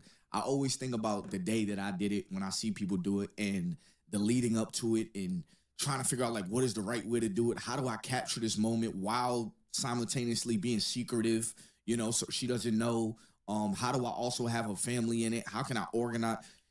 It was a lot. When it came down to the day, I had to let go of everything that I was like planning to go right and I just want to propose to my wife, to my lady today. I just want to propose to her, and I can't wait for that shit to be over because I'm nervous. Like, I can't wait to be able to call her my fiance. I can't wait to give her the surety, the certainty of I see you more than just my girlfriend. I love you. I want to spend the rest of my life with you. I can't wait to give her this ring to show her that and then live the life. That's what I couldn't wait for. You know what I mean? But anyways, y'all, make sure that like button, subscribe button, turn on my post notifications and all that good stuff. And if you want to make some extra money just playing games on your phone, make sure you click the link in the description below, the link in the comment section. These apps are literally paying people just to play games on your phone. I used to try it out, see if it's for you. If it's for you, it's for you. If it's not for you, it's not for you. But if you catch yourself making money, make your money. Until next time, y'all, it's been your boy Ty Boogie. I'm out of here, man. Peace.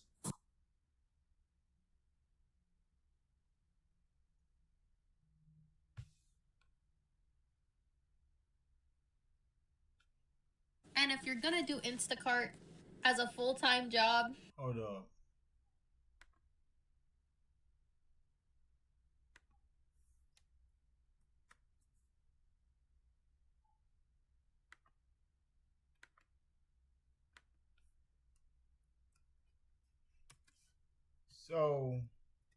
So before that video starts, before the next clip starts, the next clip is focused on the gig economy collapse nobody's talking about.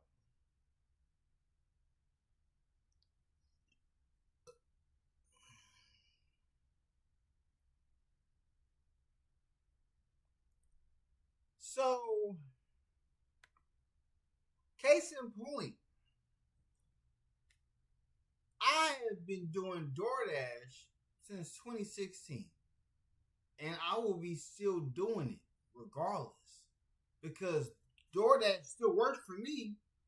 I can still make $4,000 a month. Like, I'm not gonna tell you the tricks and trades on how to utilize DoorDash. I understand Uber Eats.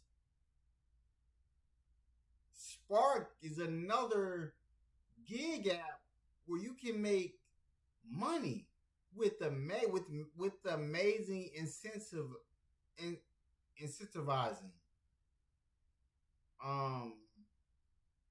You got Lyft, you got Uber. It matters on the location you go to. The location I live in, you're not gonna make no coins doing DoorDash. You got to go out, Prospect, Middletown, Oldham County, all the rich places. You got to go out there to make the gig work for you. Because I can show you the opposite. But let's look at these videos. Let's look at these videos, shall we? Let's look at the comments too.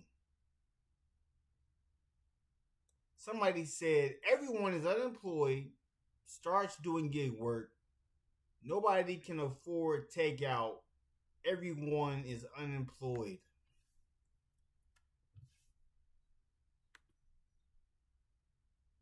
Let me say this.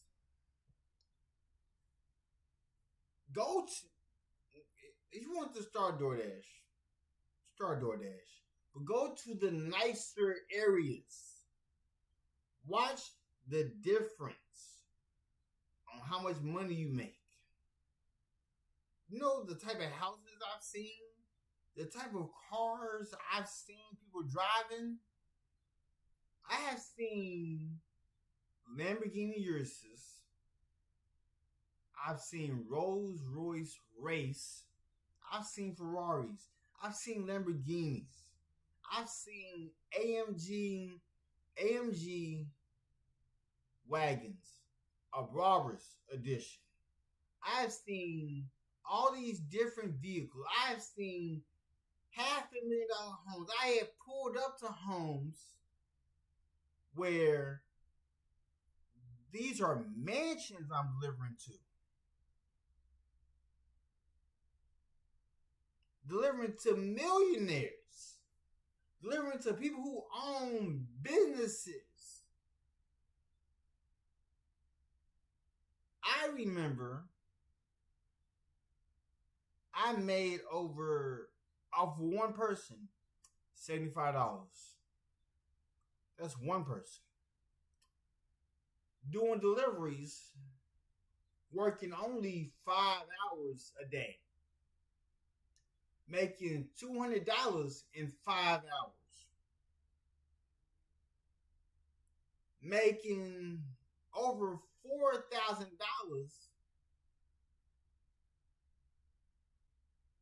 for the month. That's doing gig Waving work. hand sign welcome in resumed exquisite first message of the stream fire. I've been drinking water. I've been drinking water. I seldomly drink wine. I don't drink no beer.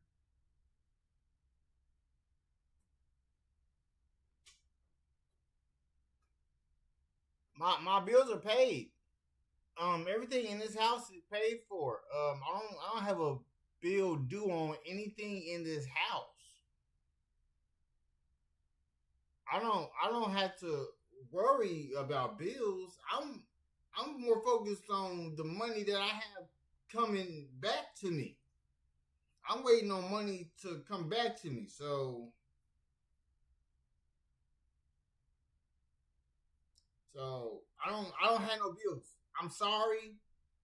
That's not in this house. That's not in this house.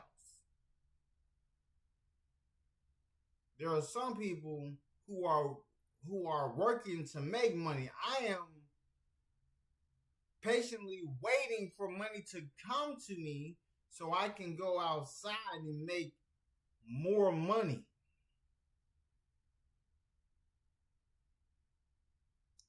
I don't got no bills due.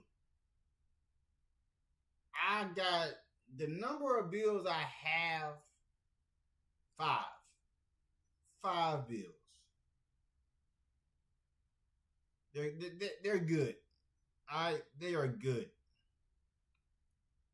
But let's look into these videos to see what went wrong. Because I did DoorDash for 10 years. Doing DoorDash, making money. It's on the refrigerator. What do you mean? What do I do?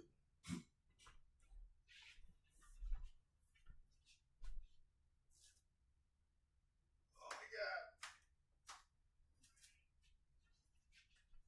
God. Like, what do you mean? What do you mean? What do I do?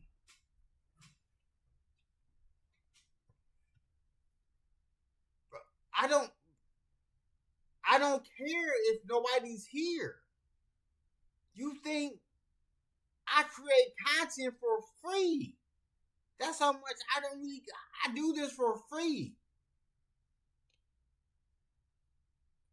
I do this for out of the kindness of my heart.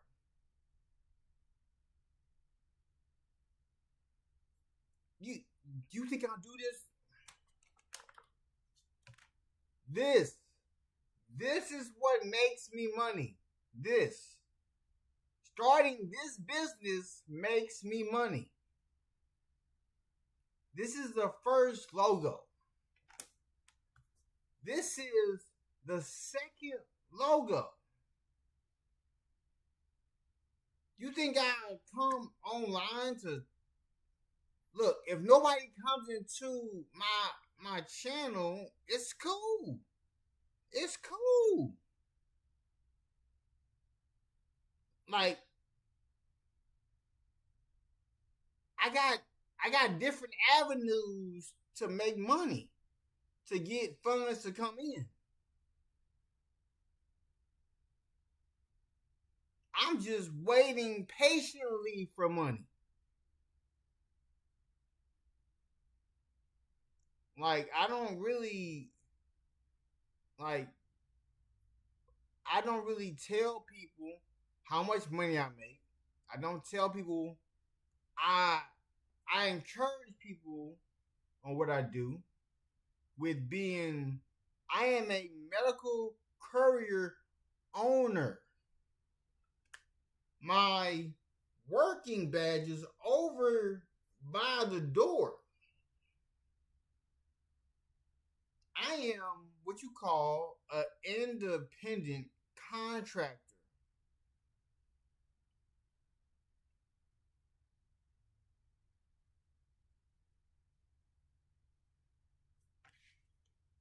Waving hand sign welcome in night but first message of the stream fire.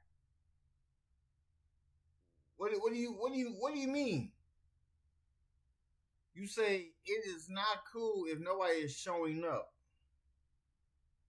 You can't wait for money. It doesn't just fall in your lap. What is this? What is this?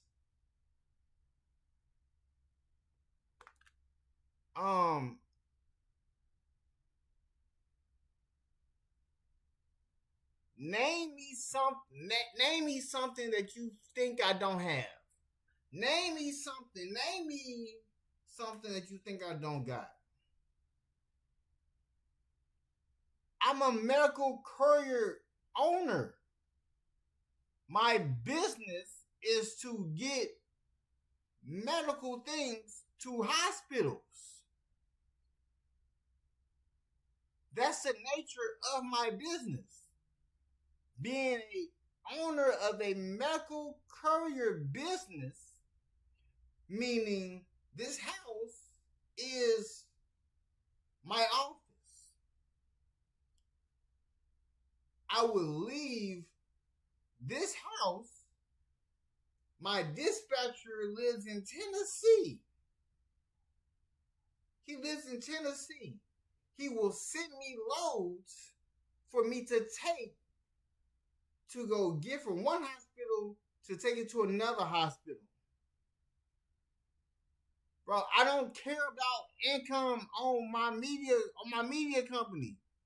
I don't have a care for the views. I literally just do this literally for free. I make money outside of this.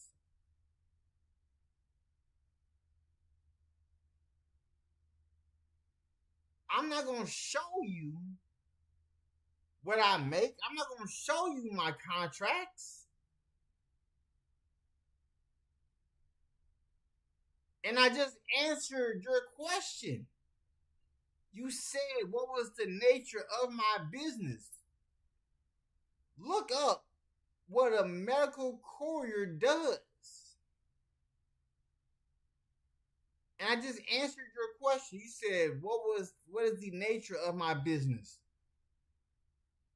Being a medical courier using a vehicle to deliver blood banks, specimens, medical equipment to hospitals that need it for surgery for adults and for kids.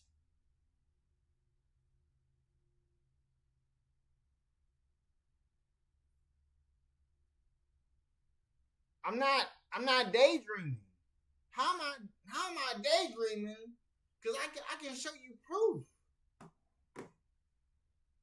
I can show you proof. First off, how old are you? How old are you? Because I'm waiting on funds to get to me. That's the difference between me and you. I'm waiting on funds. I'm just now finishing up getting my settlement from the incident I was in. Every time you come in here, well, first off, I would never show you proof on how much money I'm getting back, because then you're gonna ask, can I get some? I'm not those other content creators. I'm not gonna flex money in front of your face. I'm not those other content creators where we show you how much I got. Like,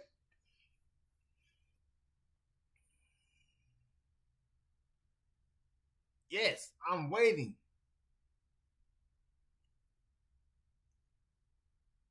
You not know how long settlements last? You know how long it takes for settlements?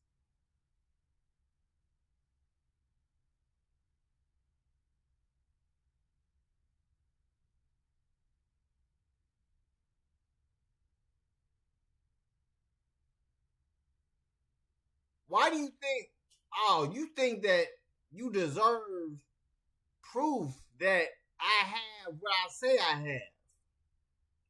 Why would I show you? I'm not going to show you proof of what I got. Because back in the day, there was a time where people didn't speak on how much they got. I'm not showing you what I have. I know that I'm waiting on funds that are coming in.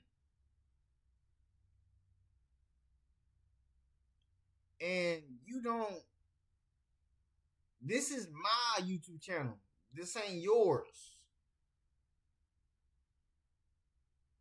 Because, like, in all seriousness, I can just not stream for the whole month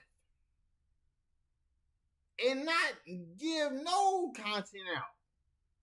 But I love creating content so much, I create it for free. Because what I do outside of here pays for what I do on here.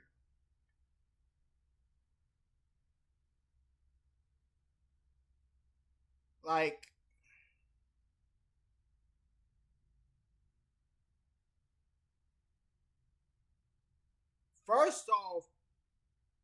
First off, how old are you? First off, needs to know your age. If you are not over the age of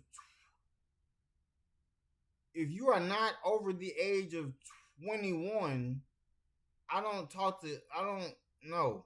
Because if you are under the age, then no.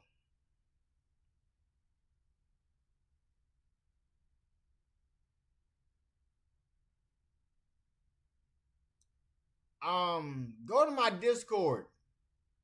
Click the link in my Discord. We can have a conversation when I get off stream. Click the link in my Discord and we can have a conversation there. Because you seem to believe that I have no funds. Because in reality, I've been helping behind the scenes anyway. Because you only see this part. I'm not going to show you everything. I'm not those other streamers. I don't show my whole life. You only see me from 8 a.m. to 5 p.m.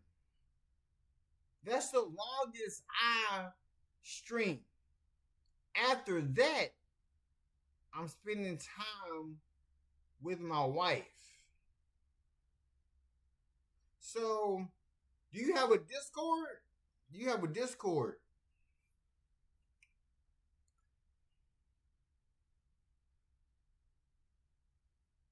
I am telling the truth. I'm telling you to get on Discord.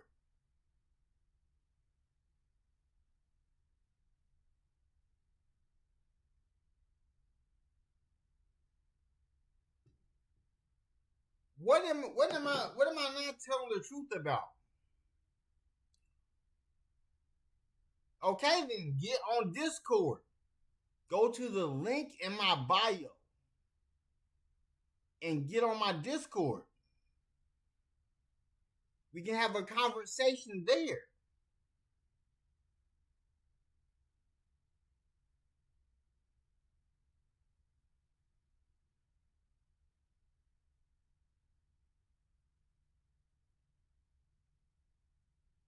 And you say you 26. I need to make sure that you are what you say you are.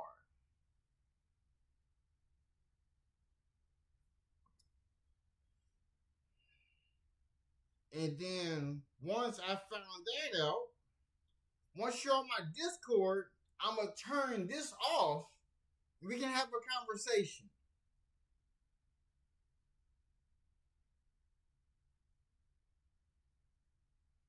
Because my name is Was Never Media. So you want to talk with this on live stream?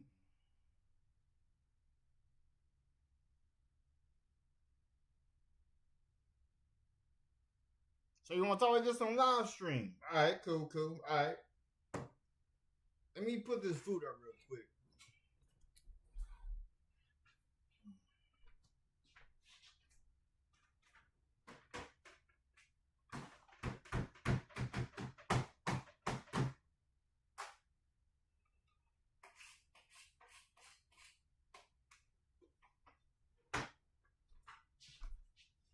Waving hand sign welcome in Spooky Crispy 3575 first message of the stream fire. Okay. Since you want this to be all legit, let's do it. No, I'm not doing Spooky. I'm about to I'm not going to be doing no videos. I'm not going to be recording anything. But let's see, because I don't really know how to put your face on here as well when I'm speaking. So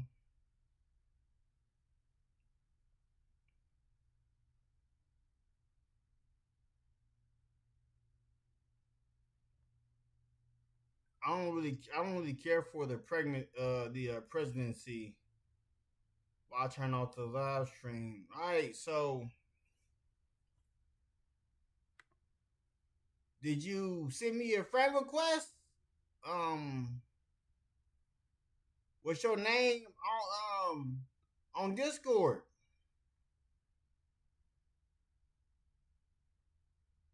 What's your name on Discord?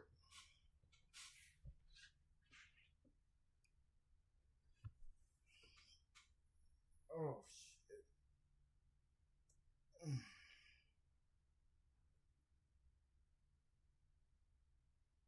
So, hello. Where you at?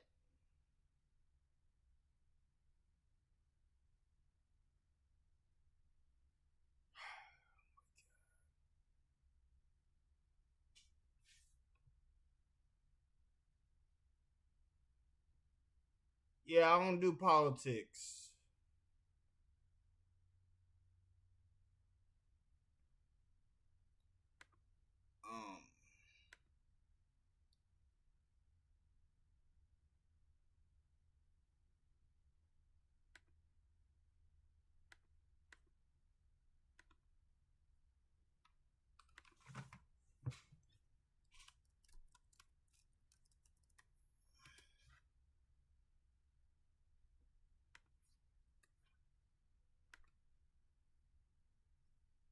Alright. I sent you a friend request.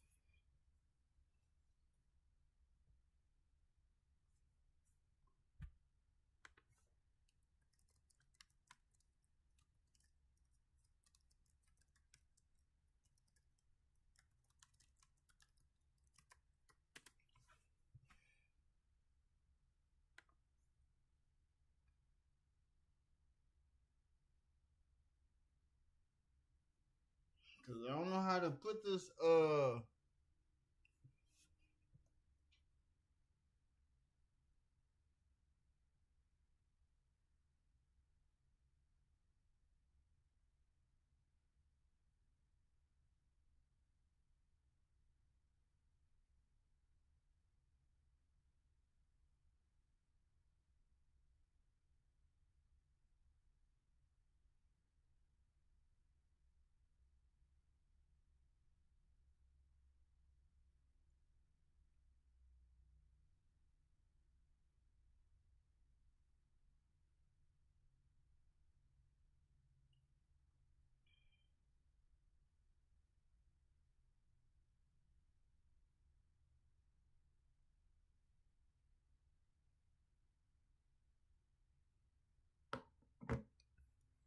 Oh shoot, let me see real quick.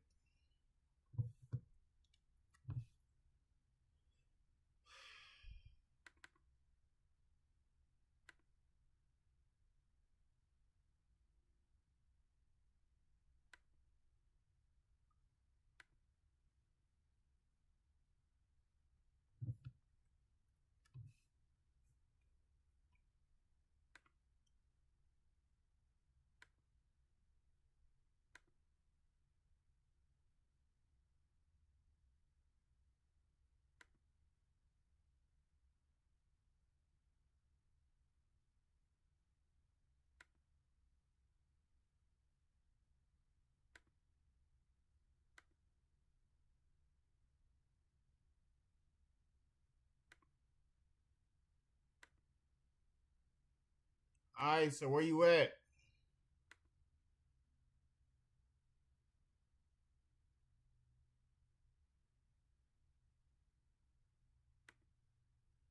I'm waiting. I'm waiting.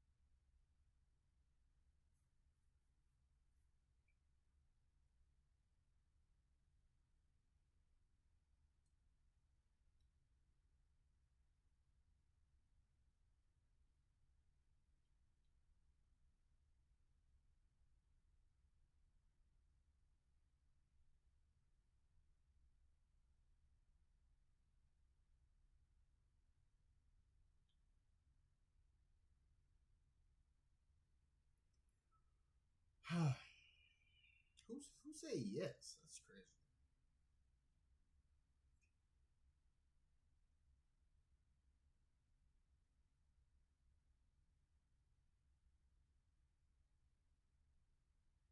Bro.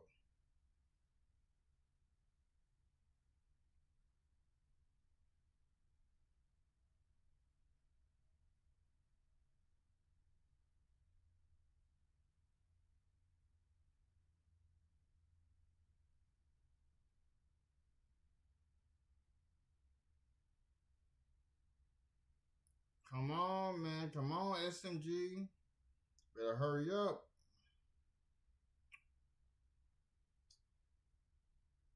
Because as soon as my wife gets off work, I'm done. I'm done. I only stream until my wife gets off work. So I only stream. I treat it like a job. So I only stream as long as my wife is at work. So when she comes through the doors, then that's it. I'm out of here.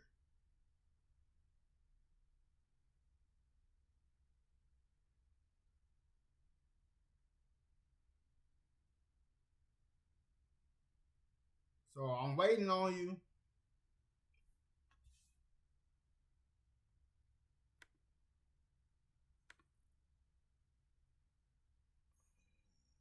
Where does this guy go?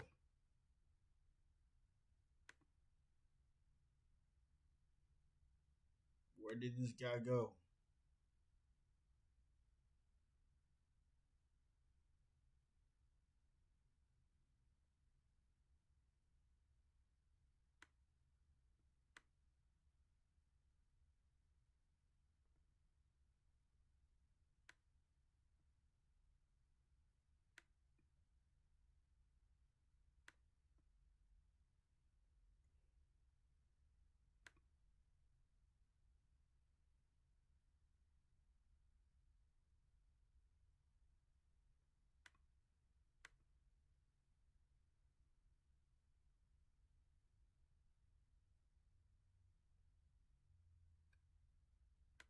Hello. Where's this guy at?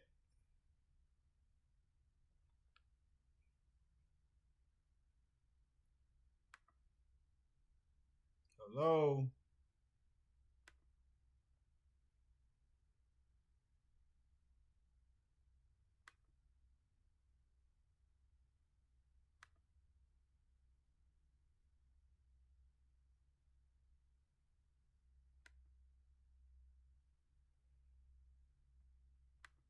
Oh.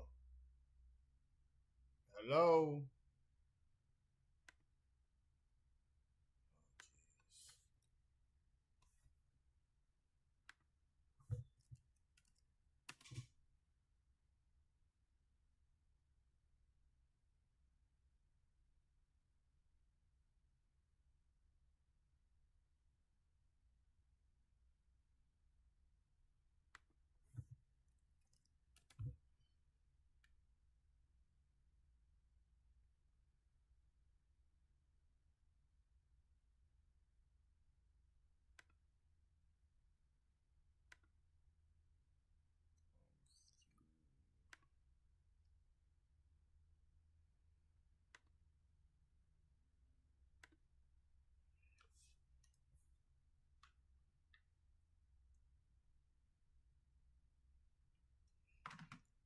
Oh my gosh. Where's this kid at?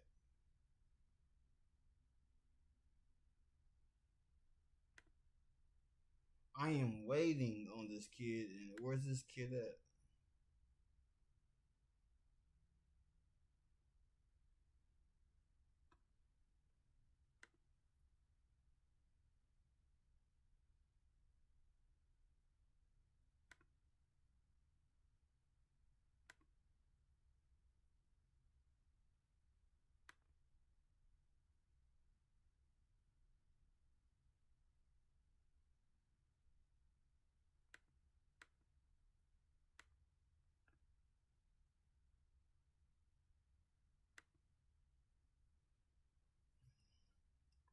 Gen Z is the most anti.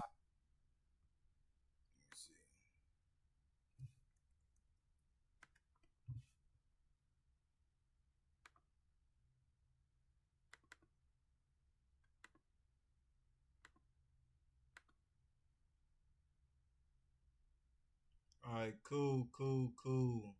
So I'm waiting on Mr.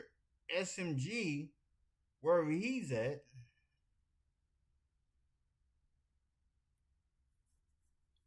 Because this kid thinks that I'm lying about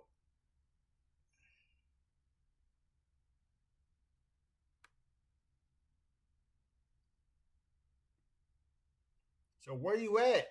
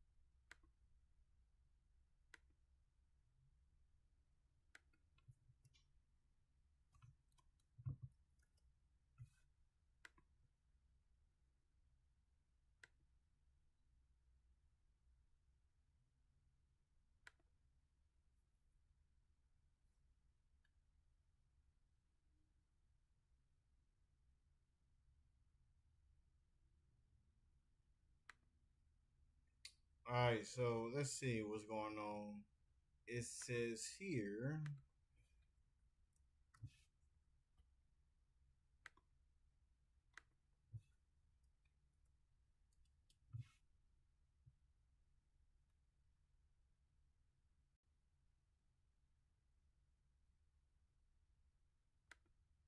After this one, I'm gonna start another live stream. Start another live.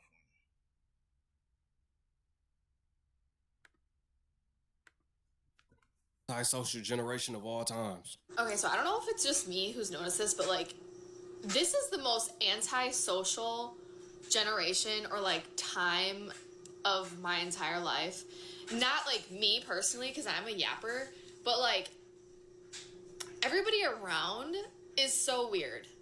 Like, I went to the grocery store the other day and there was a worker by the produce and she was like stocking stuff and I was just like right by her. So I said, hi, and like smiled at her and she just looked at me like almost repulsed that I said hello to her. And I'm just like, okay. Or like people will walk past you and like be so afraid to look at you. And I think that's so weird. It makes me so uncomfortable. Like, first of all, are you not like aware of your surroundings? Because I stare at anybody who walks past me. I don't care if you're a man, a female, whatever you are, but I'm going to look at you and I will stare into your soul because first of all, I'm just very aware of my surroundings and I like to know the people that are around me. But like, I don't know, like people just are just even afraid to like look in your direction. And that is just so mind-boggling to me.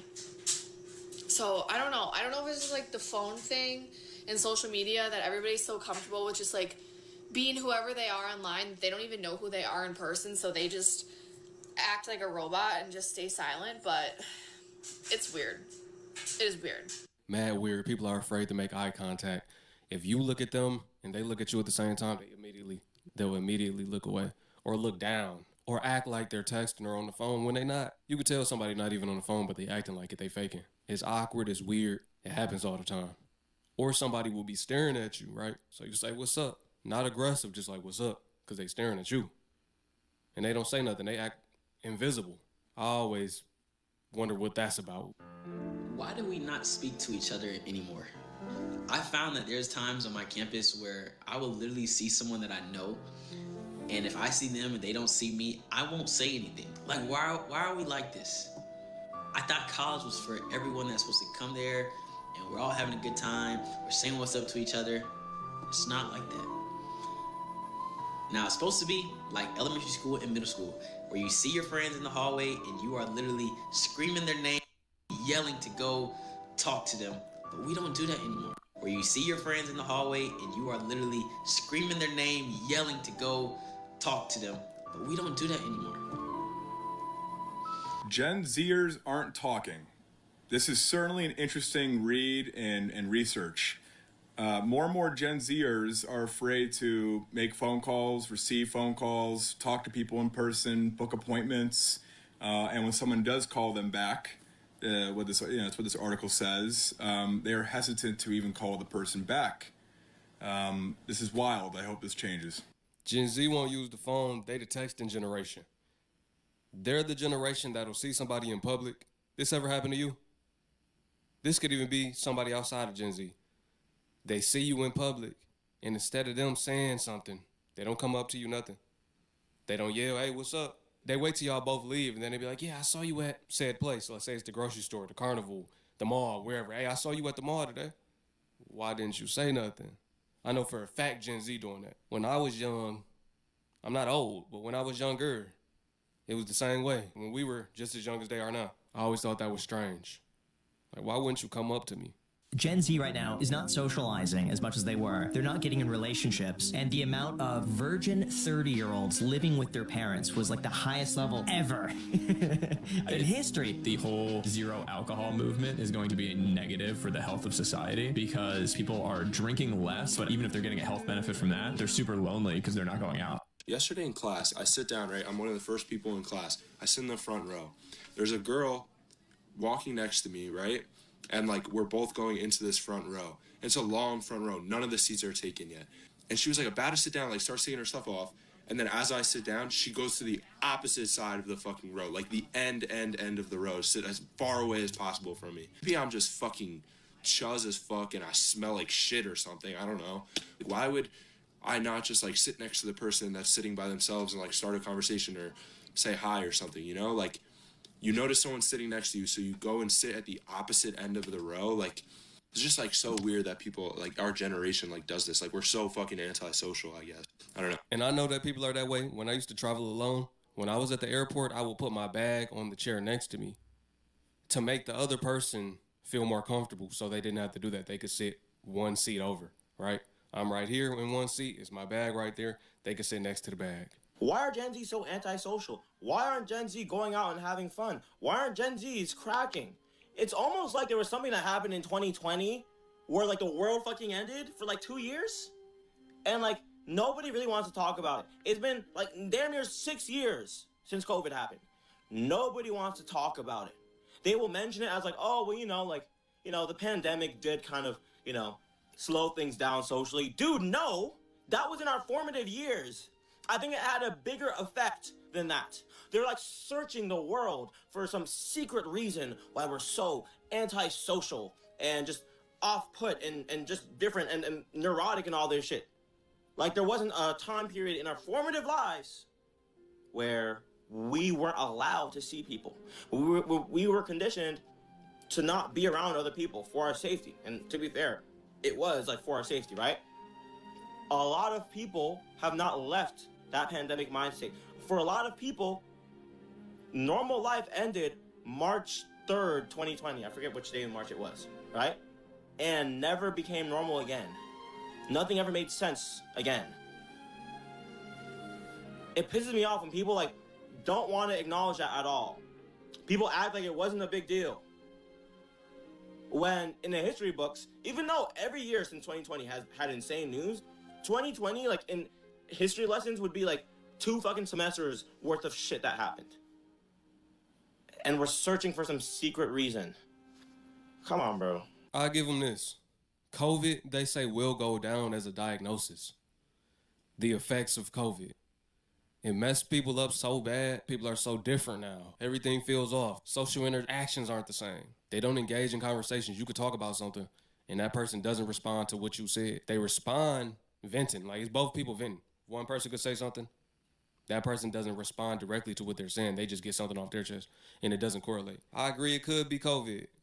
It could be. People got used to not talking to anybody, and now years of that have messed up the social dynamic completely for a whole generation. Why is it so hard to make friends with these Gen Zers? And I'm a Gen Z myself. Like, I don't know how to do it. I genuinely have no idea. First of all, everyone is super introverted, right? And I'm also an introvert. So it is hard because nobody really wants to make this first step to like introduce themselves or like to get to know someone. And because of this thing that everyone is an introvert, people become super awkward. Like, it's some next level of awkwardness. You know, like when you come up and like compliment someone and they're like looking at you, like side-eyeing you, like, what is this? For me, it's been difficult to make friends, especially when I started like studying in a university, and here it's like, there's like people from everywhere, right? Because we're all international students. So it is really hard to find things in common with all these people from everywhere. But like last semester, I think I decided, okay, I'm gonna make the first move. I'm gonna start like trying and like talking to people. Do you think it worked? No. Everyone is being so awkward. The thing I hate is like people pretend to be busy when you both know for a fact you have nothing going on in your life, okay? Mm-hmm. Everybody act like they super busy. Whole time they not doing nothing. You put a status on Facebook or Instagram, guess who the first one watching it is? Them. But they too busy. Or people can be all over social media, but they won't text you back. It's just weird. I would hate to be a Gen Zer right now. It seemed like we always speaking on Gen Z. This is another one. Gen Z is going down as the most antisocial generation. No, you're not busy. It's not the real reason why you can't make it to the hangout.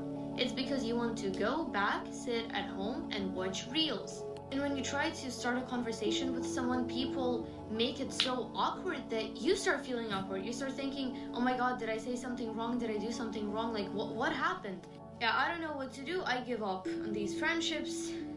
And yeah, I guess I'm not gonna have this perfect friend group that I always dreamed of having. That's real. Some people so awkward they make you feel awkward. Real talk. Or you leave the conversation like, okay. Bro, I genuinely feel like Gen Z is probably the most antisocial generation, bro. Like, I feel like only because, like, we grew up on, like, phones and stuff, and, like, there's really no need to really interact with people because we can connect to them through the phone, social media, and stuff like that. Like, it's really bad, bro. Like, I be seeing, like, a lot of people, like, in my age category, and, like, I think I have... Category. I think it's affecting him too. He's making this video. It's one thing to talking to the camera. That's not being social. People are more comfortable talking into a camera than talking on the phone or talking in person with people. Maybe he got a speech impediment or him not having a normal social life. Maybe he's not comfortable speaking. I don't know, but he seemed a little awkward too. I'm feeling a little awkward listening to him, but I'm gonna let him keep going. Social anxiety, but some people can't even like order their food. Like, it's really bad. Like, a lot of us have a lot of problems with being social, bro. Like, I feel like we're the most antisocial generation, bro. I really blame it on social media and COVID, bro. I'm gonna be honest with you, bro. Like, that shit really took a lot of our, like, core years away from us, bro. And then on top of that, like, how everybody's just on their phone now. It's just like, bro. He keeps saying, bro. You got those type of people, too, that say bro after every sentence. We got cooked, bro. We got cooked before we could even try, bro. But, like, if you're in that position and, you know what I'm saying, you're, like, super antisocial, like, just try to break out of it, bro. Because it's not even about, like, not wanting to talk to people. Like, you gotta know how to converse with people to get anywhere in life, bro. Like, so you gotta learn how to break out of that shell. No matter how much you want to stay there, bro, you're not gonna build any connections. You're not gonna be able to make no money with people if you're just always quiet. And I'm learning that shit. Like, you have to break out of your shell if you want to get anywhere, bro. I knew it. I'm learning that. He was speaking to himself through this video, telling himself he needed to get out of that. I don't know if it's just me or because I come from a loud Italian family from New York where they're always talking, always making conversations with somebody, but it pisses me off when these young kids, like even my age, 20-year-olds, they can't hold a normal conversation. And I'm not even saying holding a conversation, but normally interacting, like looking someone in the eyes when talking. I'm greeting a table and I'm like, hey, my name is Sophia. What can I get you guys to drink? And the kid, he's shy, which I understand because there are times where I'm shy. And when I was younger, I was very shy. But he's like, water.